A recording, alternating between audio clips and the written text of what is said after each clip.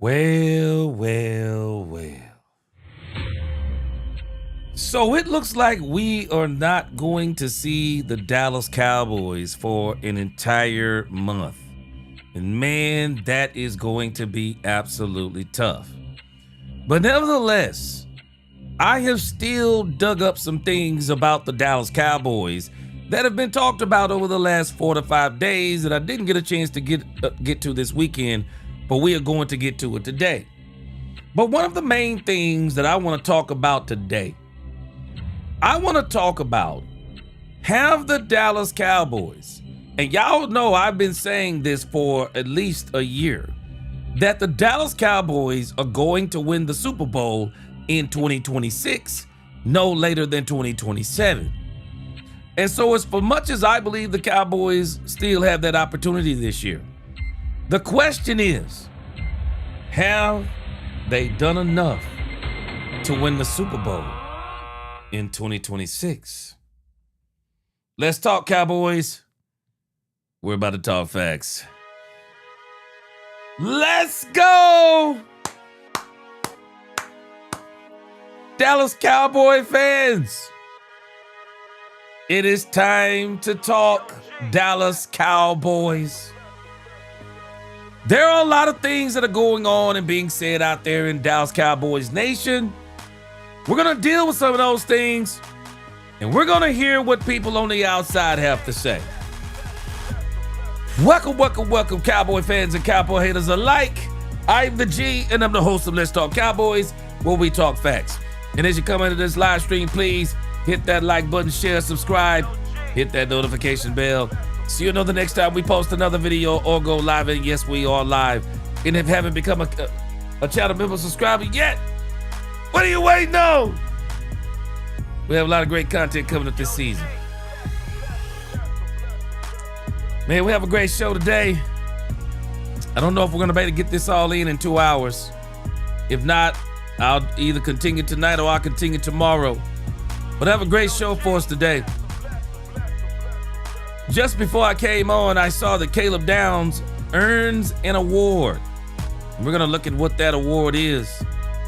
Then breaking news also, the Dallas Cowboys camp dates have come down. And I know a lot of us are excited about that. Then also, the question we're gonna look at today, have the Cowboys done enough to win the Super Bowl in 2026? Then there was a conversation last week I saw about the Cowboys defensive line.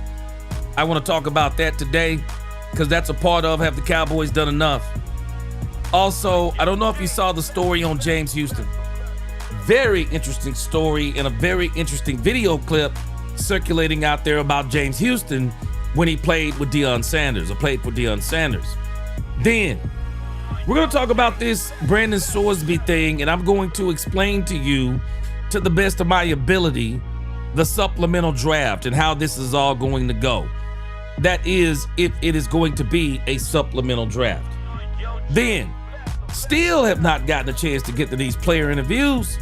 So hopefully today we're at least going to listen to a couple of these player interviews we didn't get a chance to listen to last week. So we got a great show coming up today. Again, Downs, camp dates, Cowboys done enough, Cowboys D Line, James Houston, Sorsby, player interviews, supplemental draft. Man, we're going to talk about all of that and probably a little bit more today on Let's Talk Cowboys. Man, let's get this quick roll call in. I just finished doing the G Sports Nation. We're going to be going live over there, starting out about 3 days per week, Monday, Wednesday, and Friday. We did our live over there today. If you didn't catch it, I believe it was a fire live for my first official live over there. Had some great subject matters we were talking about. Talked about Shedeur Sanders, talked about Sorsby, talked about Aaron Donald coming out of retirement. Great, great show. So y'all make sure y'all tune into that if you hadn't had a chance. But we are going to have a great show today over here also. And let's get a quick roll call in. Let's get this thing going. Dominique Pittman, what is going on? Dominique said in his opinion, he said we haven't done enough with the linebacker group, edge rusher, who's good against the run, to put the Cowboys in a better position to compete. We're going to talk about that. What's going on, Queen? Poobie D, what is going on? He said, guys might have a season ending. Oh, don't say that. Don't say it. Please. Don't say it. Big Mouse Dog, Dak Stress Scott. He said, welcome to Let's Talk Cowboys. When we talk facts, come in, hit the like button, and let your opinion be heard. Also, keep the chat clean. Mark Davis, what is going on? Mark Davis, my son, let me, I went in and tested out one of my son's cologne. This Valentino Coral or whatever it is, man. As you say in your videos, pressure. Pressure. Man, this stuff smells good, man. I also went and smelled that new Prada Paradigm, the new one, where it's the black top going to green, pressure. And that new Drake cologne, man, it is pressure. I think I'm gonna have to pick those up. What is going on? Lynn from the 903, what is going on with you? Real estate vet, appreciate you rocking with me on this show. You was on the other show, appreciate you. Carl Williams, what is going on? Good to see you. Dolores Ennis, what is going on? Good to see you today. Carlito Cash, what's going on? Mose Logan, Brave Cowboys, what is going on? 72 Chevelle, appreciate you rocking with me over there and over here. Atin Chung, what's going on? Jack Edmonds, what up? Gerald Jackson, what up, my man? Good to see you. JCT Slice, he said, I can't wait. He said, I can't say until I see the Dallas Cowboys play at least 9 games this upcoming season. I will say, though, that Dak and those wide receivers are going to cook. Oh, you can say what you want to say. It's speculation right now. But what we're talking about is moves. Eric Folks, what's going on? Appreciate you rocking with me on this show and the other one. Yes, sir. I don't have my pad up here. Next time I see you, I'm going to give you a wrench. Appreciate you. Frank Lawrence, he said, sign Decker, Brooks, and Pickens. Let the CPAs and lawyers figure out the cap. Yes, sir. What's up, Clay Poshat? What's going on? Anthony Billings, what is up with you? Good to see you. Blue Blood, what's going on, man? Kroger's. What up, Kroger's? Quentin Scott in the building. What up, Quentin Scott? Bobby Murphy, one of them Murphy boys. Oh, he over here talking crazy. Draft Swordsman, stop it. Stop it. Nobody should be drafting Swordsman. What up, Brandon? Mark Davis, he's coined the term. He says straight pressure. All right. Let's see here. Lord Nova, what's going on? Brandon, what's going on? Junior, where you been, Junior? Good to see you in here today. Blessing today, what's going on? He said we winning the Super Bowl, baby. What up, Poobie D? Get him gone. Fred Walker, what's up? He said last week, Pickens didn't want to throw his agent under the bus. Yeah, but I'm glad he showed who's in control. Man, I appreciate y'all rocking with me today. Best chat on YouTube, give yourselves a hand. What's up, Timothy Johnson? All right. Let's get into this first topic for today. And I guess we can call both of these breaking news. Breaking news today. Breaking news number 1. Caleb Downs, today it was announced. Caleb Downs earns major Ohio State award. He earns a major award with Ohio State. Says here, Cowboys first round pick Caleb Downs was named Ohio State's Male Athlete of the Year on Monday. Let's go. Downs' final season with the Buckeyes was one of the best in the school's history from a safety. Downs was a unanimous All-American for the second straight year, won the Jim Thorpe Award and the Lott Impact Trophy, and was named both Big Ten Defensive Player of the Year and Defensive Back of the Year.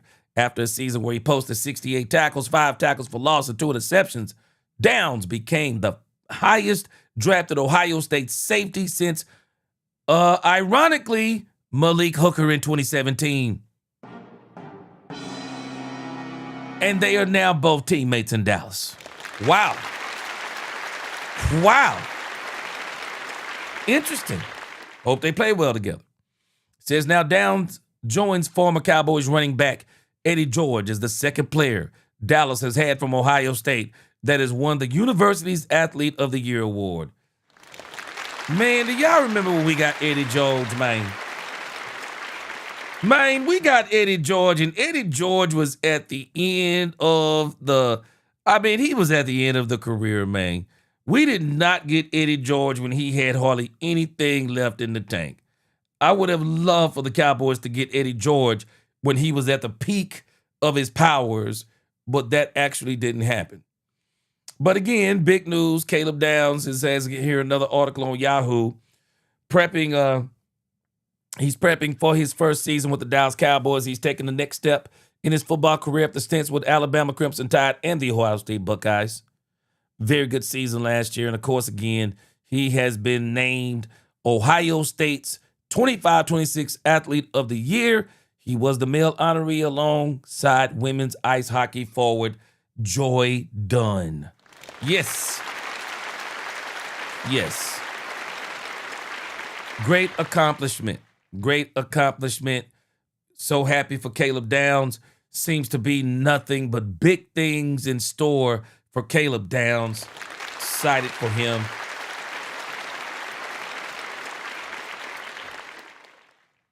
What's going on, Cowboys Nation? I see a few more have come into the building. What's going on, music? What's this? Music 22. What is going on? Never dated men. Sorry to bust your bubble. Well, actually, I'm not sorry to bust your bubble. Timothy Johnson.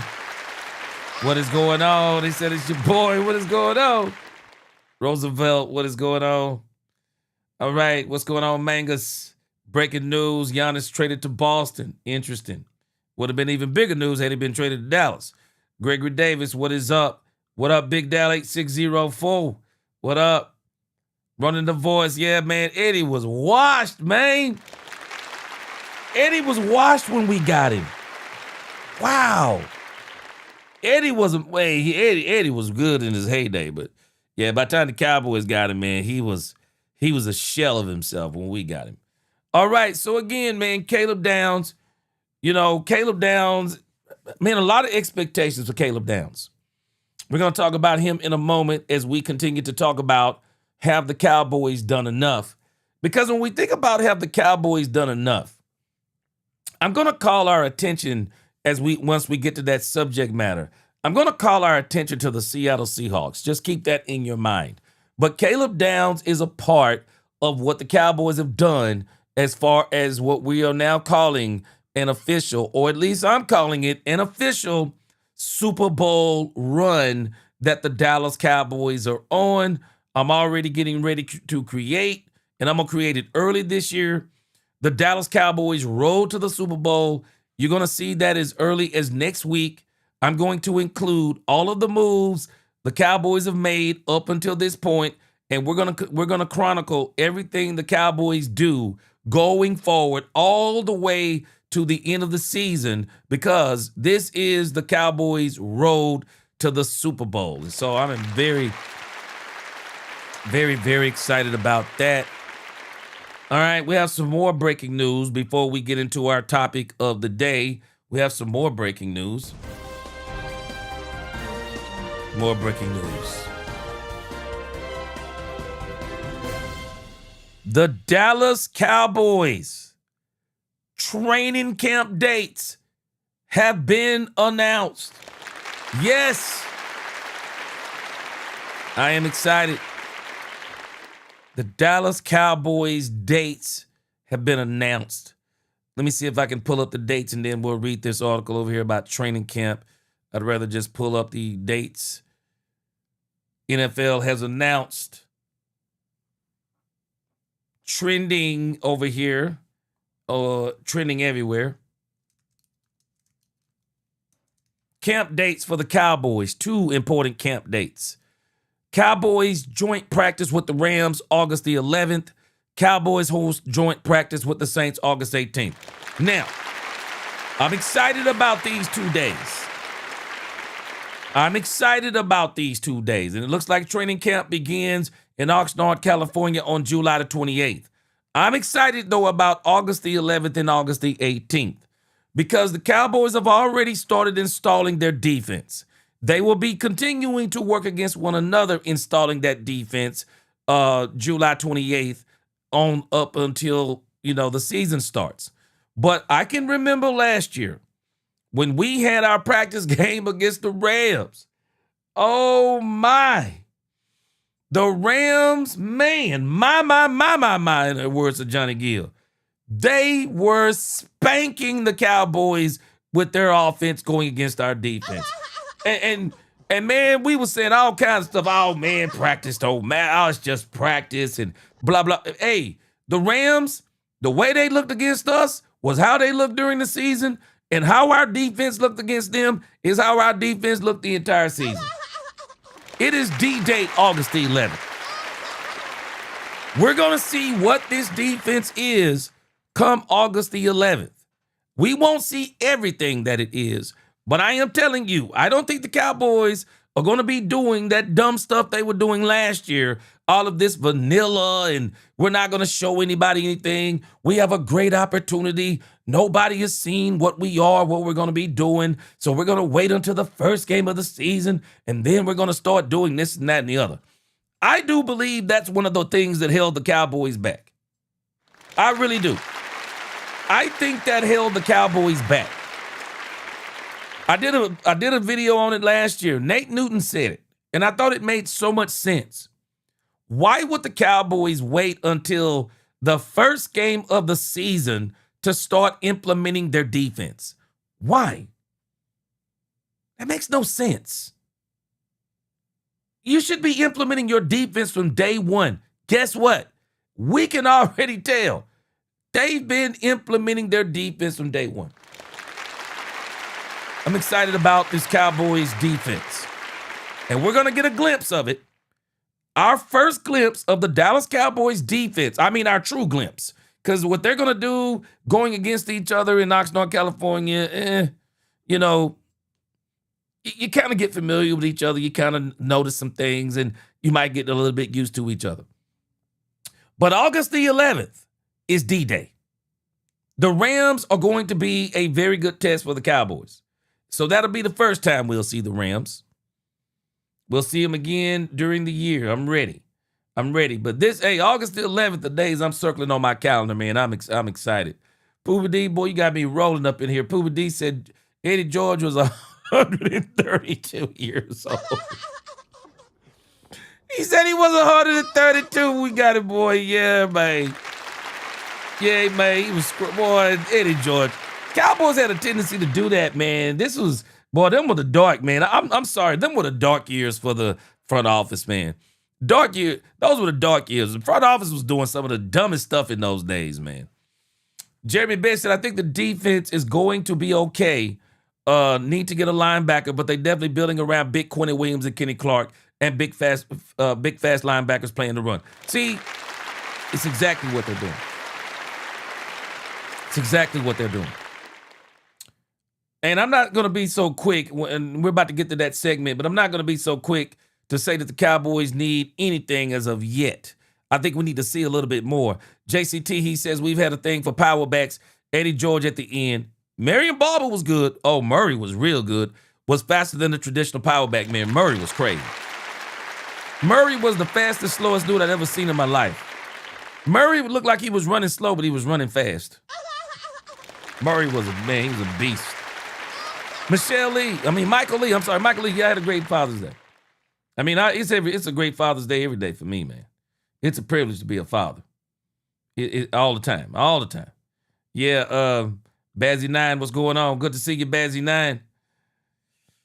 Yeah, we're going to see Mose Logan, but on paper, it seems like Jerry's won that trade. What's going on, Blue Blood? Yeah, we done bully boys, and we going to be back. Poobie D, he keep escalating the age. He said Eddie George was 152. Man, he was washed up. He was totally washed. Senator Savelle said them days were trying to put a thorn.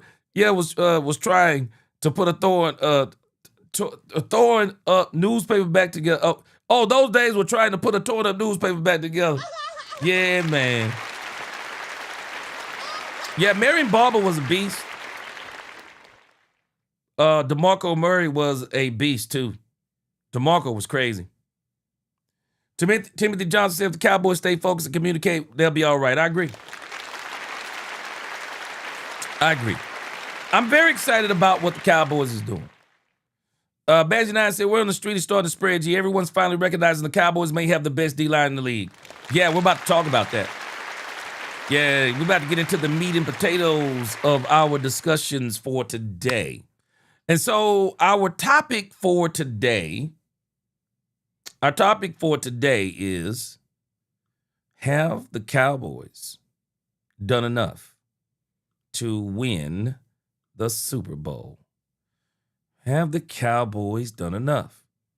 Let's highlight these two. Have the Cowboys done enough? Have they done enough to win the Super Bowl? Now, I want to quickly remind us again, before I start looking at the Dallas Cowboys, because one of the things that I noticed that we do a lot is we like to have a lot of, and I think it's okay to have discussions about what the Cowboys should do. What I don't think is okay is we start getting into some of these heated discussions about what the Cowboys should do when we don't have any control over what the Cowboys are doing. I mean, all that stuff to me, it's just a bunch of talk. But I really think you have to look at what the Cowboys have done before we say they haven't done enough. And I also think you have to look at what other teams have done to do what we're trying to do. Because I think in particular, what we're trying to do, we're trying to do what the Seattle Seahawks did. I don't think we're trying to do what the Patriots did. I think we're trying to do what the Seattle Seahawks did.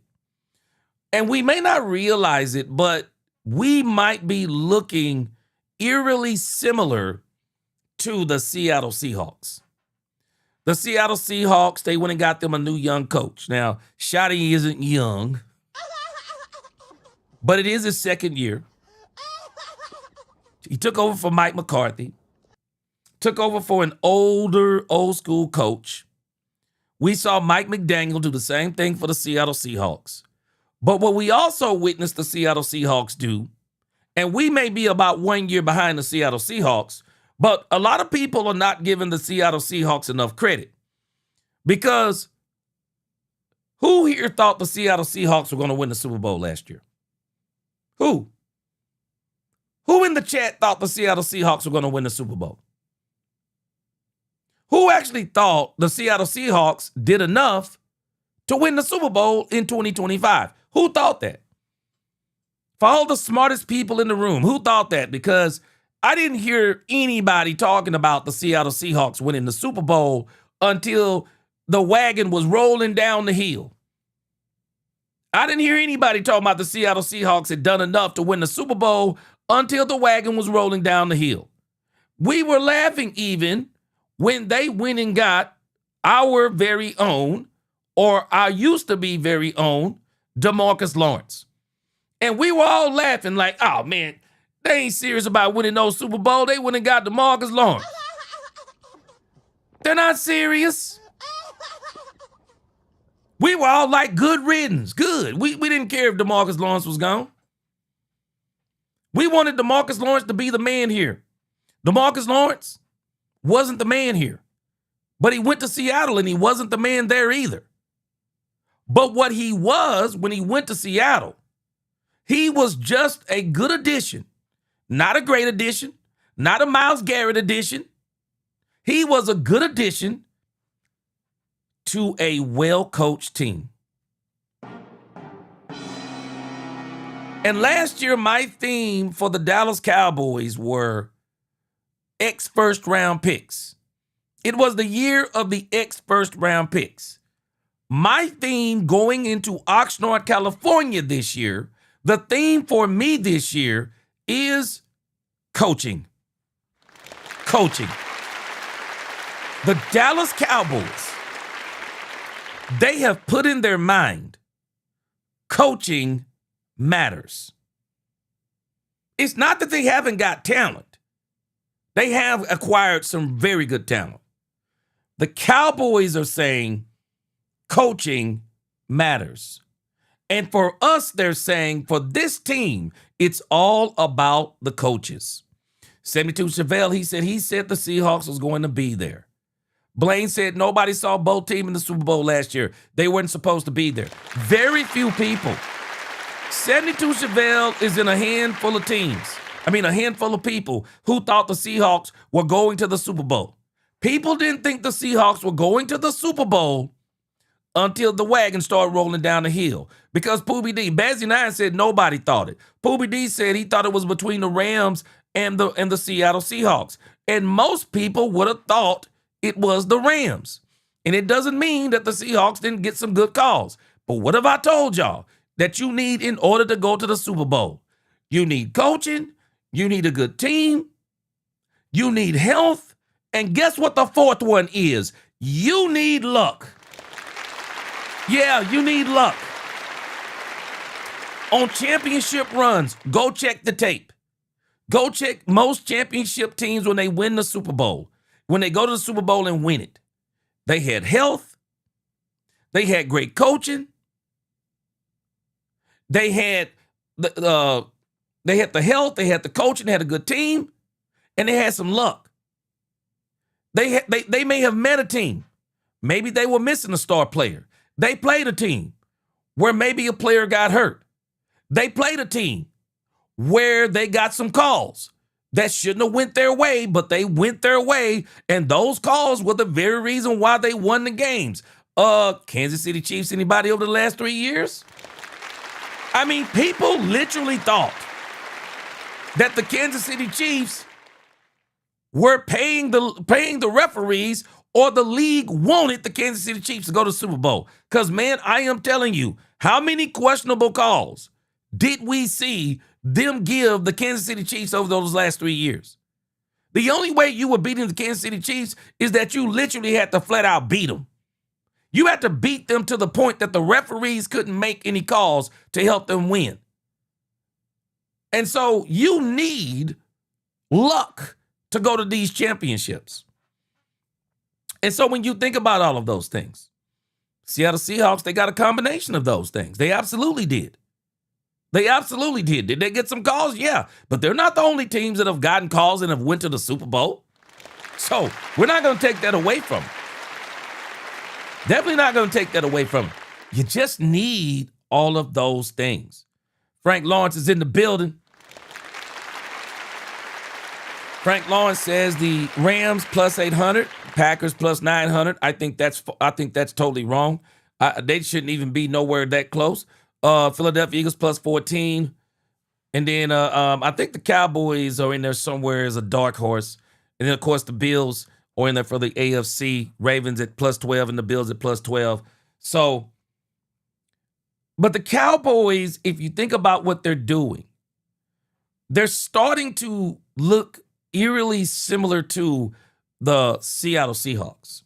And one of the ways the Seattle Seahawks got to the Super Bowl and won it, and people didn't realize what the Seattle Seahawks were doing quietly. They drafted really well for 2 seasons. Actually, 3 seasons. They drafted really well. They built up their trenches through the draft. They built up their back end through the draft. They already had a few weapons on offense. Went and got Sam Darnold. Jackson Smith and Jigba kind of came into his own. They traded DK Metcalf. Brought in DeMarcus Lawrence. And what the Seattle Seahawks did better than anything over the last 2 seasons. The major move by the Seattle Seahawks over the last 2 seasons was not players. It was coaches. It was coaches in their draft. It was not the players. And this is why I tell us, we got to stop thinking that it's about players only. Because we're falling into the mode of where we've actually been before as a team. We think the more talent we get, the more guarantees that we get to win the Super Bowl. And I'm not telling you that we don't need more talent, because it's always nice to acquire talent that fits what you're doing. But talent doesn't guarantee Super Bowls. Talent doesn't guarantee that. You need the combination of the talent, the system that fits the talent, and the coaching. You need those three elements. Because if you don't have those three elements, you can tell me you got all of the best players in the world. It doesn't mean that you're going to win the Super Bowl. You got to have coaching to coach those players. You got to have the system that fits those players. Get players that fit into that system so that you're not having to make a whole bunch of adjustments. And for the Dallas Cowboys, this is the year of coaching. The Cowboys are doing this in a way that some of us don't like. And this is why you're hearing some out there in Cowboys Nation, they're doing a lot of complaining all the time. Because they don't think the coaching is enough. They're saying, no, we need more players.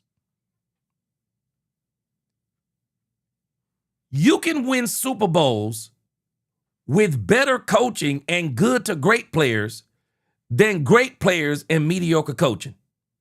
Every single time. Every single time. And the Cowboys have very well made Super Bowl moves. And we don't want to acknowledge those Super Bowl moves because they're not the Super Bowl moves that we think they should have made. I'm going to show you a couple of videos. People have been talking about this and the Cowboys making these moves and what people are seeing from the outside. Because I'm just telling you, some of us on the inside, we can't see the forest for the trees. Some of us think the same old way no matter how much this team changes. We are still thinking the same way we were thinking when we were losing.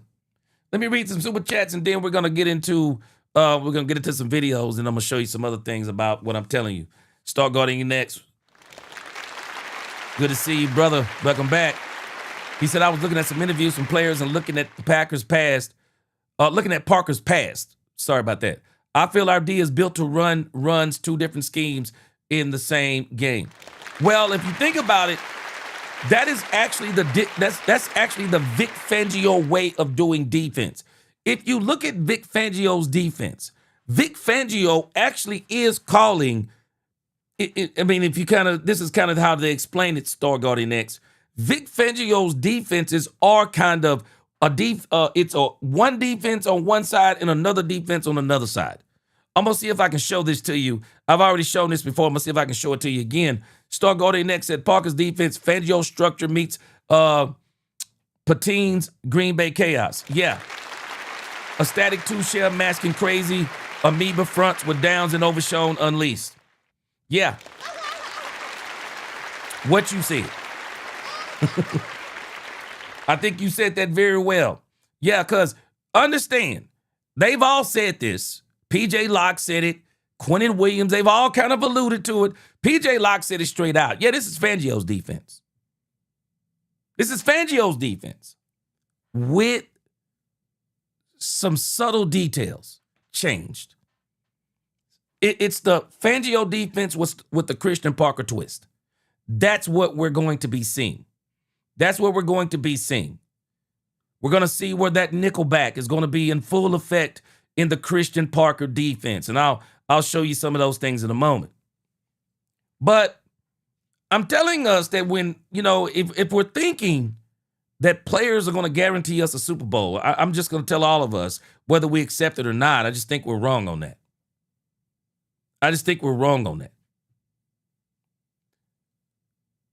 What this team has missed for years is coaching, a coaching staff that's on the same team, on the same page, and a system, and not an antiquated system, but up-to-date systems that are built for the current NFL. I dare say we haven't had that since Jimmy.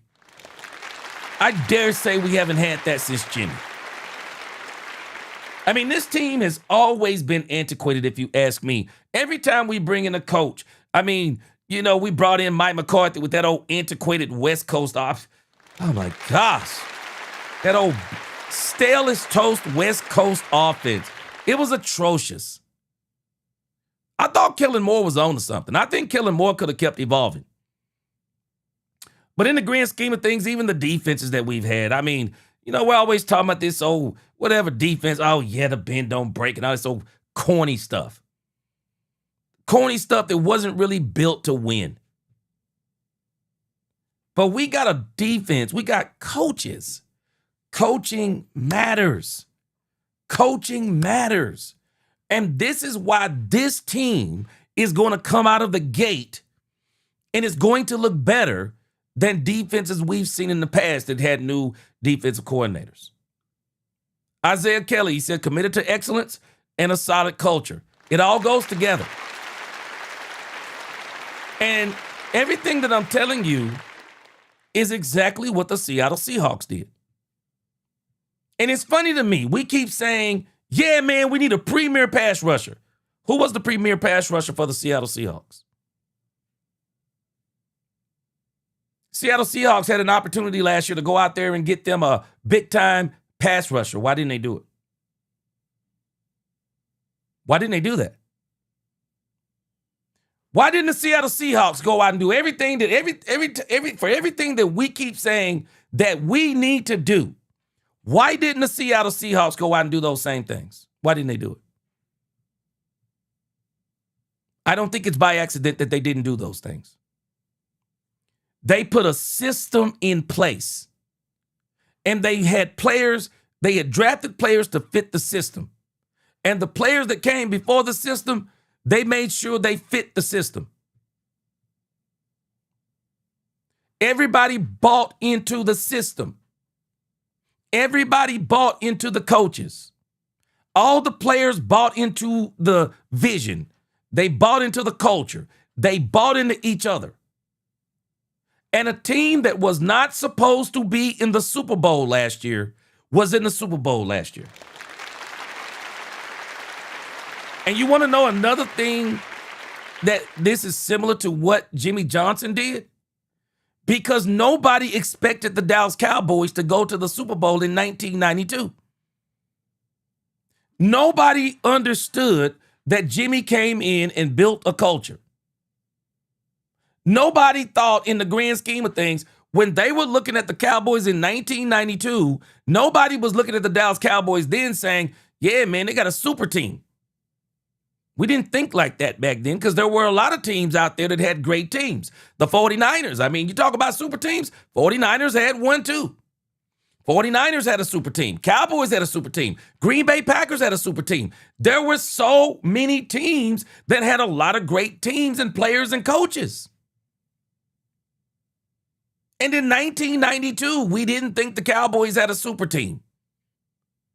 Even when they brought in Charles Haley, we were not screaming to the rooftops, yeah, man, super team. Charles Haley going to solidify the Super Bowl for the Dallas Cowboys.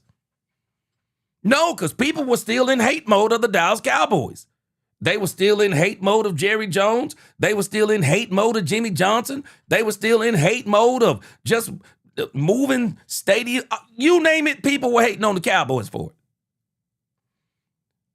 But what they did in the 90s was genius. Coaching.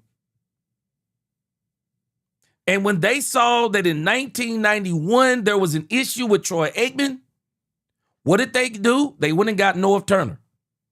What did the Cowboys do this year? Their defense is atrocious. A lot of people keep omitting the Cowboys didn't make one move defensively in the coaching staff. They made a whole bunch of moves in the coaching staff, but they made two major moves in the coaching staff, and people are not acknowledging this enough.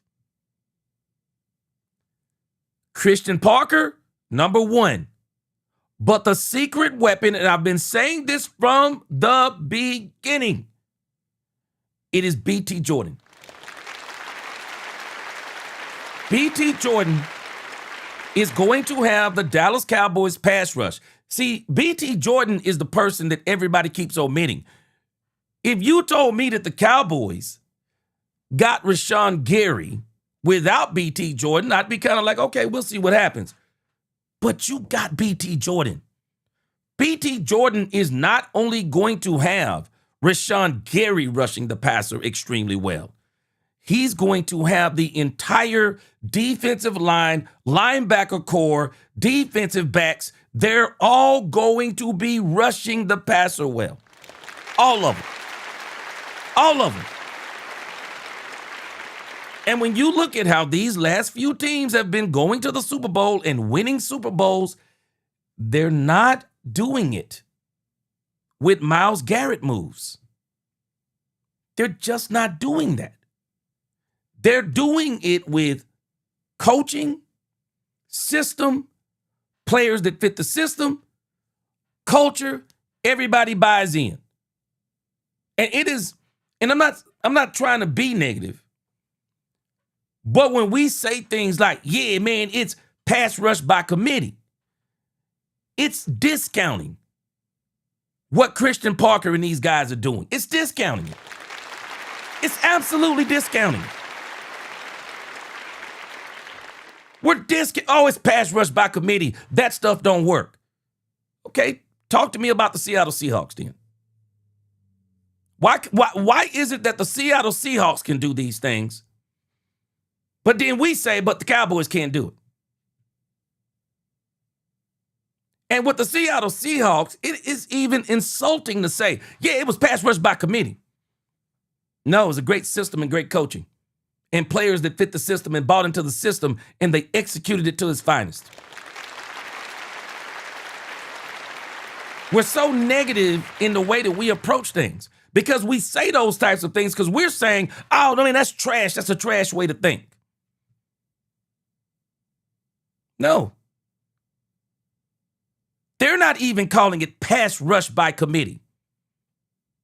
They're saying that we're creating a system to where more than one player flourishes in. It makes sense to me. It makes sense to me. Why have a defense that's built around one player? And then when a team stops that one player, your defense is toast. Why not create a system where all the players can flourish in that system? That if a player goes down, you still can win with the system because you still got players that fit the system, and even your depth players fit the system. Why not? Because again, for every time somebody keeps telling me everything the Cowboys need and the Cowboys this and the Cowboys doing this and the Cowboys that, I'm going to talk to you about the Seattle Seahawks. All they did was draft well. They brought in a brand new offensive coach. They brought in a brand new head coach. They brought in a brand new defense coordinator. And within 2 years, with good drafting and a system and a culture change, they got to the Super Bowl. And I'm telling you, the Cowboys are saying the same thing. We can do the same thing. Now, let me show you what some people outside let me show you what some people outside of the Cowboys are saying about the Cowboys as we get into this. But I am telling you, man, people are excited. And it is crazy when you see the way people are talking about the Cowboys, man. They are recognizing some of the things that the Cowboys are doing, and they are excited about it. And I can understand why. The Cowboys, whether people accept it or not, man, the Cowboys have just done some very exciting things, when you talk about just what they've done versus years past. All right, let's see here.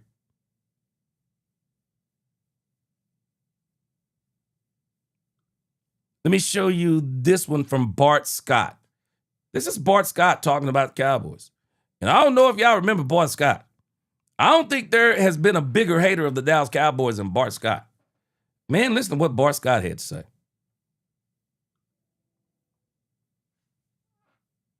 At the end of July, quarterback Dak Prescott spoke yesterday about the culture building within the team and change he's been seeing on defense. I see it, I feel it. Actually breaking down the team yesterday, I said that, and I said if you're a young guy and don't, go get with an old guy, and they'll tell you why. So yeah, it's just exciting. It's what we're just talking about, the CP, the energy they're bringing on defense, who we are on offense, but yet trying to elevate, not complacent with anything that we did last year. Yeah, 2 units are taking pride in what they do, and it's going to be a hell of a camp, just competing against each other, and yeah, you could feel it in just the culture building. All right, it's the Cowboys NFL season is upon us. Mike T, Bart Scott, Graz, we begin with you. Why is there a reason to believe this year will be any different from what we've seen out of this outfit? I mean, I don't know that there is. If there is, it's because they got the coaching right. It's because right there. Right there. Let me show us something, and I'm not hating on anybody for what they're saying, but I'm going to show us something that I want you to see that we may be looking at this in the wrong way. Brandy said, I want a defense where every position is filled with good players. Okay, let's hold that. Appreciate that super chat. Senator Savelle said, first thing I want to see is how they're hitting in training camp and training camp games. So let me interject this. That's actually not the first thing I want to see. That isn't the first thing I want to see. We got fooled by some of that stuff last year up until we saw the Rams. But that's not what I want to see. So far, I'm seeing what I want to see. What I want to see from the Cowboys is what I've wanted, is what I've been seeing. The way these defensive players are taking to Christian Parker and how they are buying into the system. I want us to understand something. The mentality that we're wanting, whatever it is, the mentality, the dog, the hitting, that doesn't start here. The body, that starts here. I want to see what's happening in the brain of these players. And from what I've seen so far, it's the brain that I'm impressed with. I'm impressed with how they're training their brains. So as a man thinketh, so is he. You gotta get a man or a woman to think right, so that when they think right, they do right. If you gotta get somebody to do right before they think right, you're gonna get a lot of errors. You're gonna get what we've been getting. You're gonna get a lot of good players who don't understand the system. They're gonna go on the field. They're going to be in the wrong place. They're going to miss their assignments. They're going to do all kinds of things wrong. I don't need to see the hitting per se. Why? Because these guys all pretty much look like hitters. They've been doing it their whole doggone life. Even these rookies they got, man, these guys are, they're hitters. There is no doubt in my mind. Marshawn, what's his name? Micah Lawrence. This dude is a hitter. I'm not worried about that part. I'm seeing the part I want to see. I'm seeing it. Are they bought into the system? Are they bought into the system? Are they questioning the system? Are they being questioned on the system? Do they understand the system?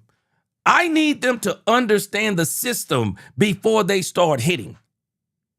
Because if they don't understand the system, it ain't going to matter. What we have been missing is smart players. And what we have been missing is smart coaches who help the players to be smart. And this guy just said it perfectly. The coaching. You got to get the coaching right. If you get the coaching right, you don't have to worry about the hitting. If I know what I'm doing, if I know where I'm going, if I know my assignment, then the part that comes natural to me, that right there, I ain't got to worry about it. I don't have to worry about what I do naturally. What I need you to do is help me with what I don't do naturally. Help me with that part.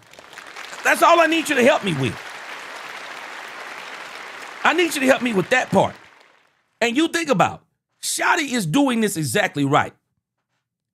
You got to get the coaches that make sure these players understand what they're doing, where they need to be, execution, You got that part right. You got a defense coordinator they're buying into. You got a culture they're buying into. You got everything that you need.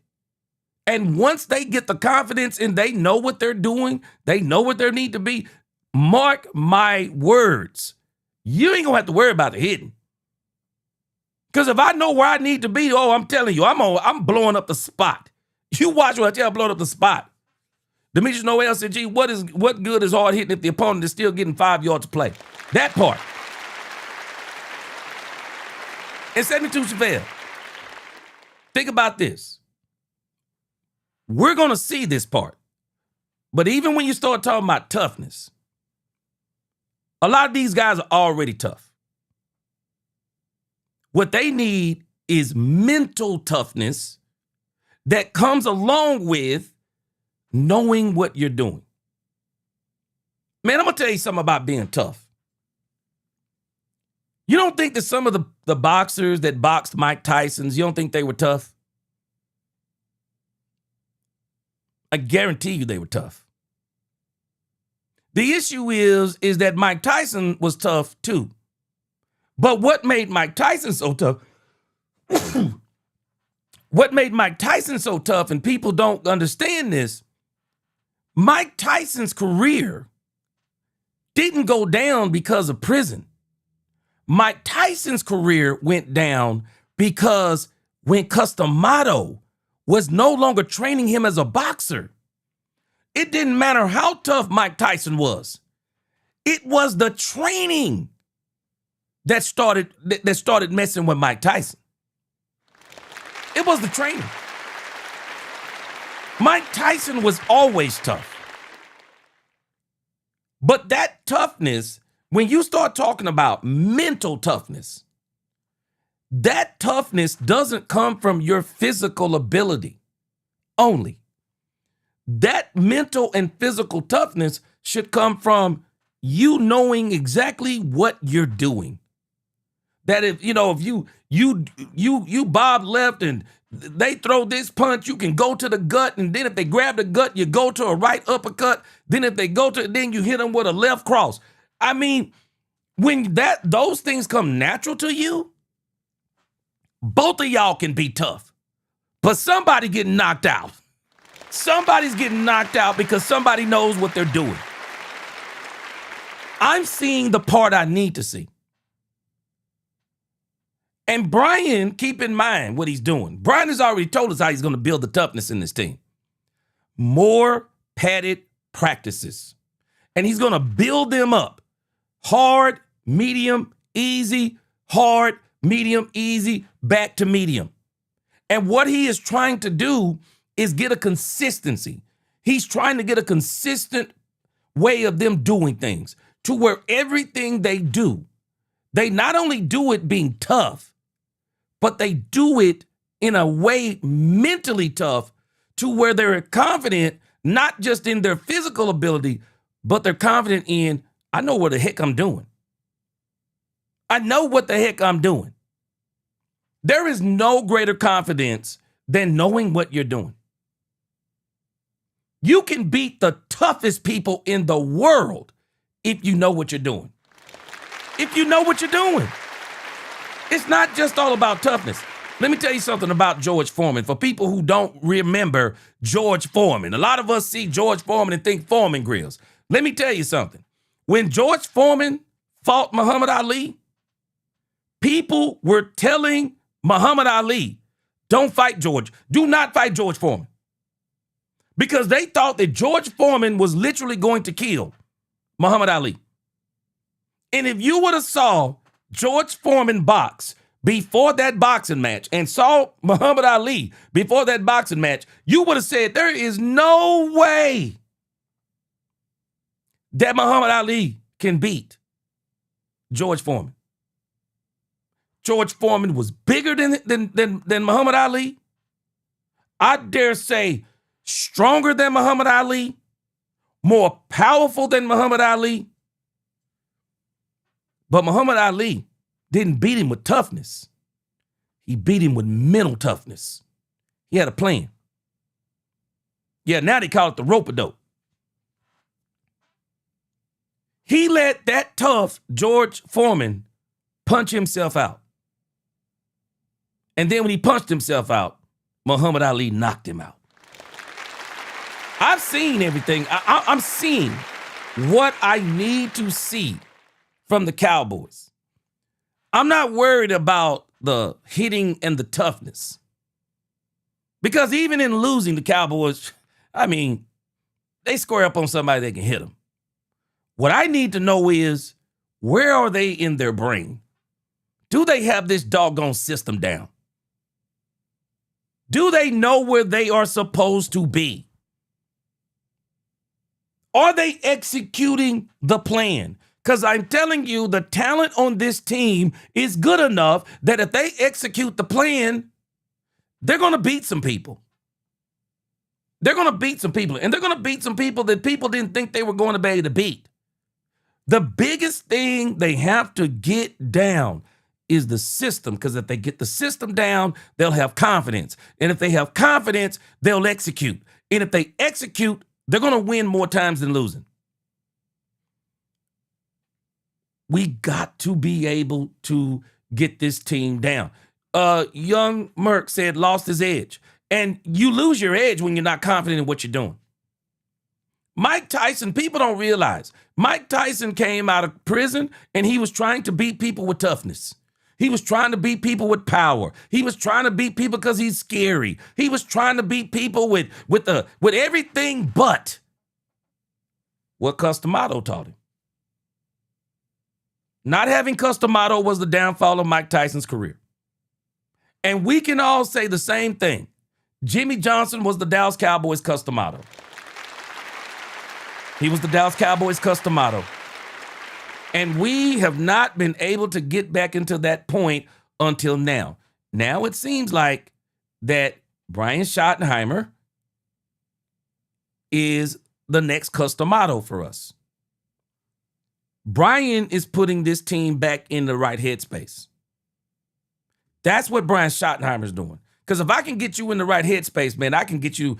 I can get you I can get you to slay giants, David. I can get David to slay giants if I got his head right. If I got his mind right, I can get him to slay giants. Bezuniah said coaching culture, system schemes, buy-in, and game breakers, and we got it all. Yeah, because see, we're focused so much on the players. We think it's all, we just got to get these players and these players and these players. No, what we got to get is this coaching down. That's what we got to get. We got to get this coaching. We got to get this system. We got to get that down. Because if we get that down, we got players that are good enough. Because I've already showed y'all this. Go back and look at that Seattle team versus the team we have this year. I'd like our chances with the coaching that we have right now. I'd like our chances. Freddie El Chuco, he said Mike Tyson started going down after Buster Douglas knocked him silly in China. Yeah, that's a part of that Customato effect. Yeah, and then Cuss died. Mike started surrounding himself with the wrong people. Young Merck said that's the beauty of true leadership and discipleship. That's the reason why you saw perennial success in New England for years. Yes.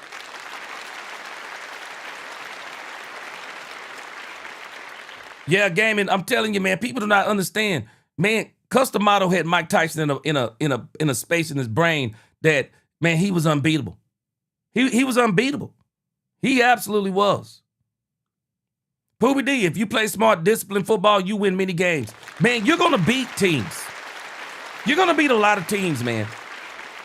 And if you think about the Cowboys' problems over the last few years, their problem actually hasn't been as much talent as it has been systems and players not being in the right spots and things of that nature. And especially in that, especially last year with Flus, it was terrible. Dudley says George Foreman was a man you had to go through to get the belt opportunity. Well, he was a monster.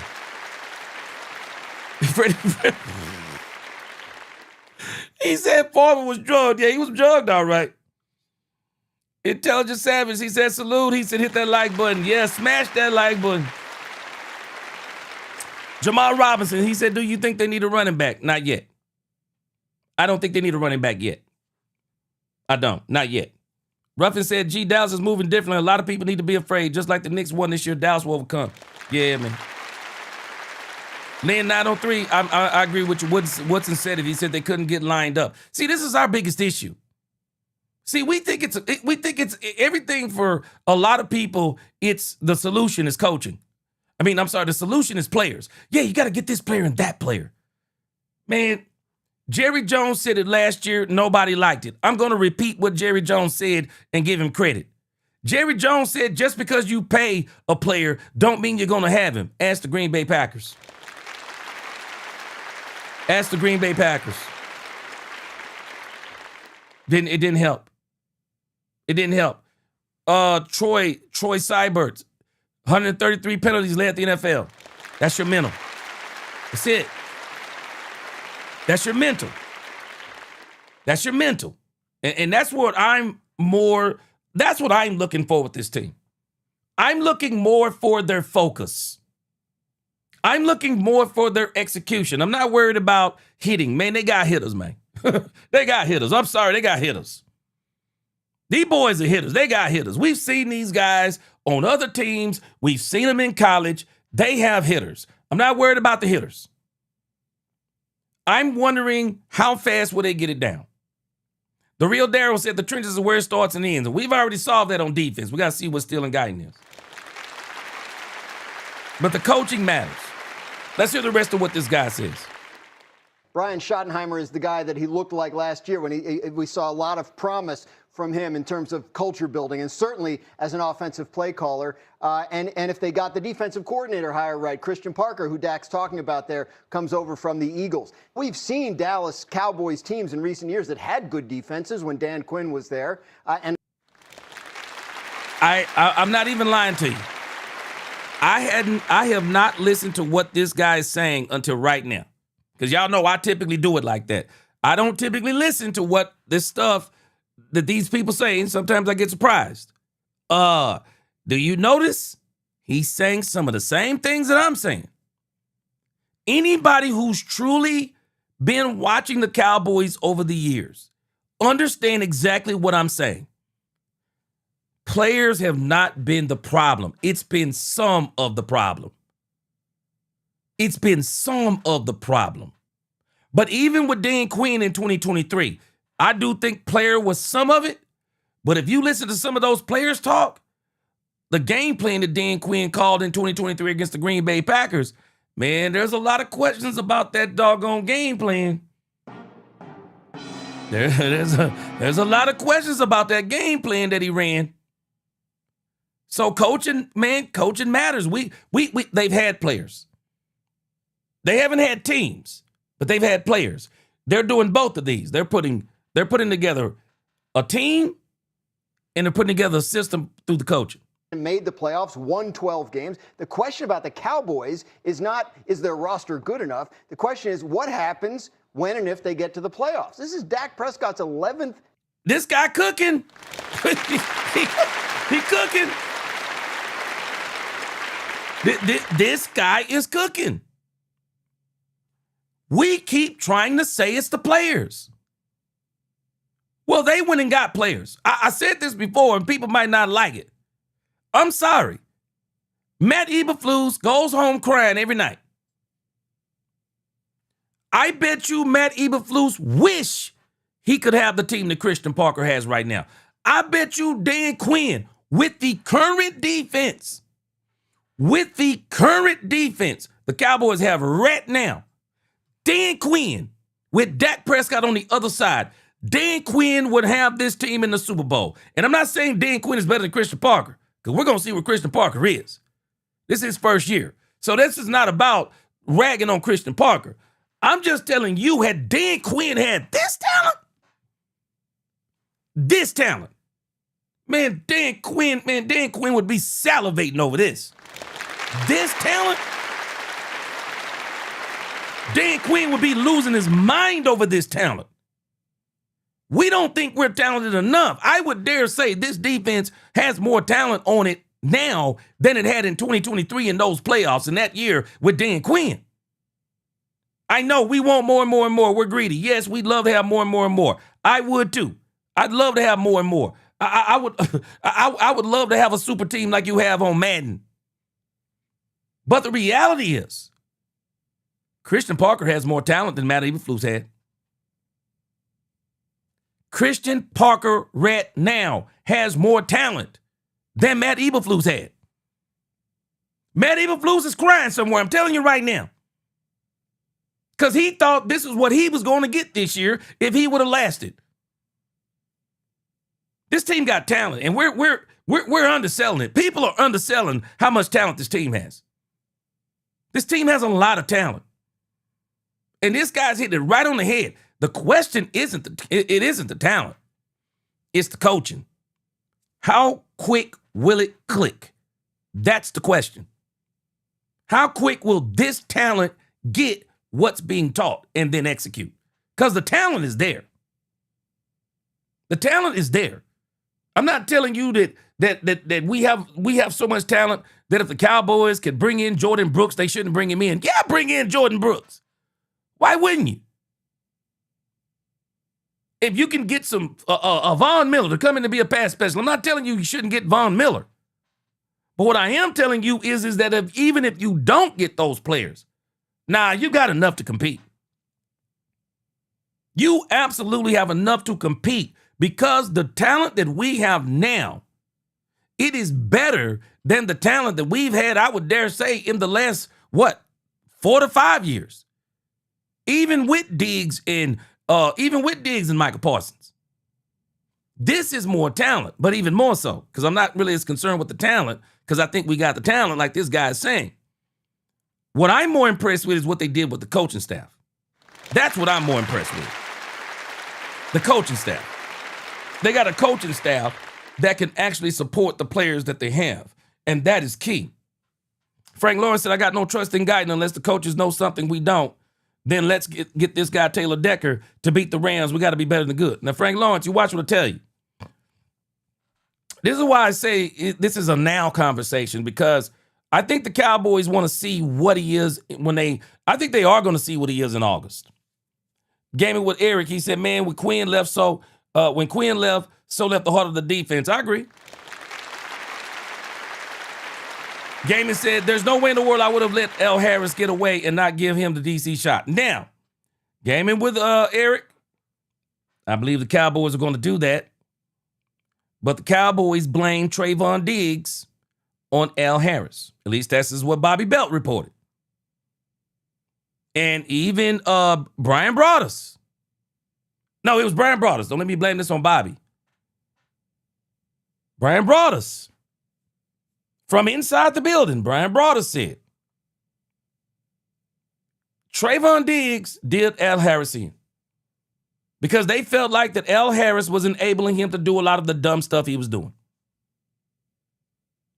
Oh, I agree with you, Quentin Scott. Matt Eberflus, he's not that good, but the talent that we have now is better than what he had.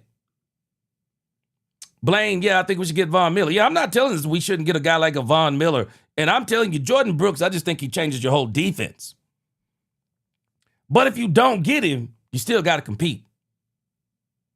You still got to compete, and I think we still can compete. Kendall, he says coaching and mentality have been missing from this team for 30 years. Exactly. We've had Pro Bowlers just missing the mentality. Man, we've had years where we've sent 8, 9 guys on defense to the Pro Bowl. I mean, we've had some years we've sent a bunch of people to the Pro Bowl. Problem for me has always been the mentality, the system, and the coaching. Jeremy Best said that's why they need to be involved from start with the install. And it looks like they've done that this year. And play reps in the scrimmages, practices, and preseason games to build that camaraderie, timing, chemistry, and instinct to play off each other. Yeah. Now, you're not going to see none of these guys playing in no preseason games. You can forget that. Yeah, they won't be playing in no preseason games. Tony Romo ruined that eternally in Dallas. But they will be playing in these scrimmages. Kendall said, I believe with the veterans on the team and the hunger the team has, they will get the scheme really fast and exceed all expectations. I have a feeling they are too. I think they're going to be a lot better than people expect. But this guy, he cooking.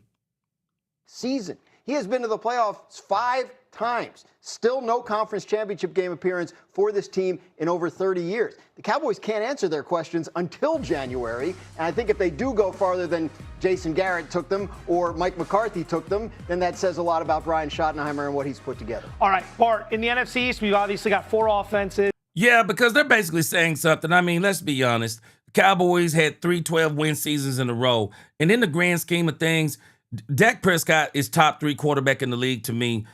Dak Prescott's legacy from this point forward, Dak Prescott's regular season legacy is solidified. Everybody knows in the regular season, Dak Prescott, top 5. Now, Dak Prescott's legacy will be built on what do they do in the playoffs. Because we already know it doesn't matter if Dak Prescott throws for 200 yards every playoff game. If they win them, at the end of the day, guess who's going to get the glory? Dak Prescott. Same thing, same way John Elway got the glory with the Broncos. Same way Peyton Manning got the glory with, I forget the team, where he got carried that year. The Super Bowl is not a quarterback stat, even though they try to make it into a quarterback stat. It's not a quarterback stat. But Dak's legacy from this point forward, I agree with him. Dak Prescott's legacy now is all going to be predicated on playoff and Super Bowl success. Why? Because even Dak Prescott said it. Success is measured in Super Bowls with quarterbacks, even if they're not solely responsible for it, and they are not. When they win that Super Bowl, who do they typically give the MVP to? The quarterback. Dak Prescott's legacy now is playoffs and Super Bowls. And I believe, finally, he's about to get there. And 4 defenses amongst the 4 teams. That Dallas defense, is that going to be the most important unit of all 8 Yes. team success this season? Exactly. I think when you look at the Dallas Cowboys, they're pretty much essentially the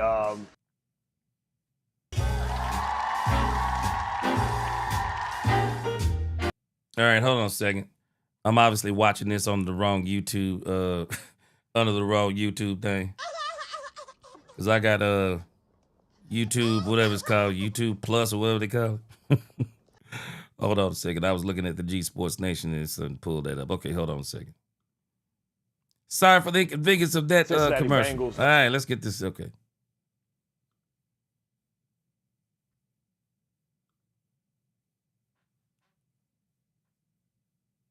The next time they will be together as a team is at training.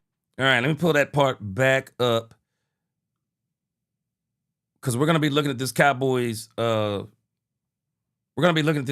roster here in a moment.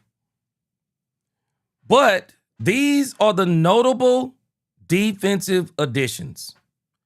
Now, I want you to focus in on. I'm going to go a little bit deeper on this in a moment. See, they're only talking about this year. But if you look at what the Seattle Seahawks did, it wasn't what they did in 1 year. It was what the Seahawks did in 3 years. And so when we look at what the Cowboys did in 3 years, the Cowboys have had some very interesting additions. So this year, let's just look at what they put up here. They put up here Rashawn Gary. A lot of people are doubting Rashawn Gary. There's a lot of people doubting Rashawn Gary, but they're not understanding what happened over there in Green Bay. When they started getting injured, in particular when Michael Parsons got injured, Rashawn Gary was basically a one-man show. And if you go back and look at the tape, oh no, he was after it. He was after it, but you got people out there like Caleb Downs who was getting away from him and things of that nature. Rashawn Gary was a one-man show. Anybody can beat a one-man show. Jalen Thompson, my favorite free agency pickup for the Cowboys this year. I believe Jalen Thompson is going to pay dividends. Kobe Durant. People are sleeping on Kobe Durant, but I think he is going to prove himself to be a playmaker with the Cowboys. Caleb Downs goes without saying, and then we're going to see what Malachi Lawrence is. But we look at what the Cowboys have done talent-wise, and it's like it's no matter what we do, it's never enough. It's never enough, no matter what we do. But we've actually added some really good talent on this team. And I would dare say, if you go back and compare what the Seahawks did over those 3 years and compare what the Cowboys have done the 3 years, they look eerily similar in how they approached fixing their teams. They went and got DeMarcus Lawrence last year. Somebody that people, even us, was saying he ain't nobody. Well, we went and got Rashawn Gary. And there's people in Cowboys Nation saying, Rashawn Gary ain't this, he ain't that. Well, I would say Rashawn Gary, to me, I'd take him over DeMarcus Lawrence. And if the system is right and if BT Jordan has his effect like we think he's going to have, Rashawn Gary should be as effective, or if not more effective, than one DeMarcus Lawrence. Don't get me wrong. If the Cowboys want to go get Von Miller, hey, I'm cool. But if they don't go get Von Miller, I'm still going to be cool. Because the theme of this year is coaching. And if you notice, this is what these guys keep talking about. Coaching with the good players that you got this year. But we're going to go back and look even further than this year. High power that their defense just needs to be middle of the pack. I think this is a very user-friendly defense. When you look at, sometimes you trade in a great player for a good player, but that gives you a better team. We talk about the whole is greater than the sum of its parts. Yeah. And losing a guy like Michael Parsons, only to flip him to Rashawn Gary, gives you a more complete player. But without with Michael Parsons, you don't get Quinnen Williams. You don't get Kenny Clark. If I'm a linebacker, this is linebacker heaven to be able to have a defensive front in front of me to be able to flow from B gap to B gap. I think Shotty's going to bring in a new mentality. You talk about culture. Me and Tannenbaum knows him very, very closely. He's a no-nonsense, tough guy, even though he looks like he's from California. Remember, this is Marty Schottenheimer's son. You know what I'm saying? He brings a level of toughness inside of that building. California. A dead clock is right twice a day. Hey, man. I'm sorry. I heard no lies what Boy Scott said right there. I heard no lies. It's amazing to me how people are seeing things that some of us are not seeing. Two things can be true. Okay, if we can supplement the team with some of the players that we want, because I'm telling you, the player that I want is it's only one player. I saw Baz say it earlier, and I'm in the same boat. There is really only one name I want to hear. Everything else, the Cowboys don't have to do nothing else. It's Jordan Brooks. If I hear Jordan Brooks, man, for me, shoot, Jordan Brooks, it's over. For me, Jordan Brooks, it's over. That defense, you won't need nothing else. You will not need nothing else with Jordan Brooks. And I keep hearing whispers. The Cowboys are one of the teams. Teams are inquiring about Jordan Brooks, and the Cowboys are one of them. But the Miami Dolphins know what he is, and they're going to milk it, and they're going to try to wait this out as much as they can. But again, I heard no lies by Bart Scott. This isn't a player issue as much as some of us think it is. It's just not. The lunatic, he said we had coaching or mentality, but never both. Yes. And I think we're at that point.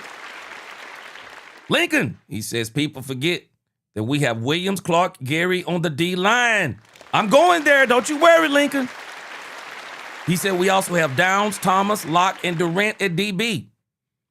He said this defense is way better than last year already. Winter and Overshawn will ball. Lincoln. Lincoln. You want answers. I want the truth. You can't handle the truth. Lincoln.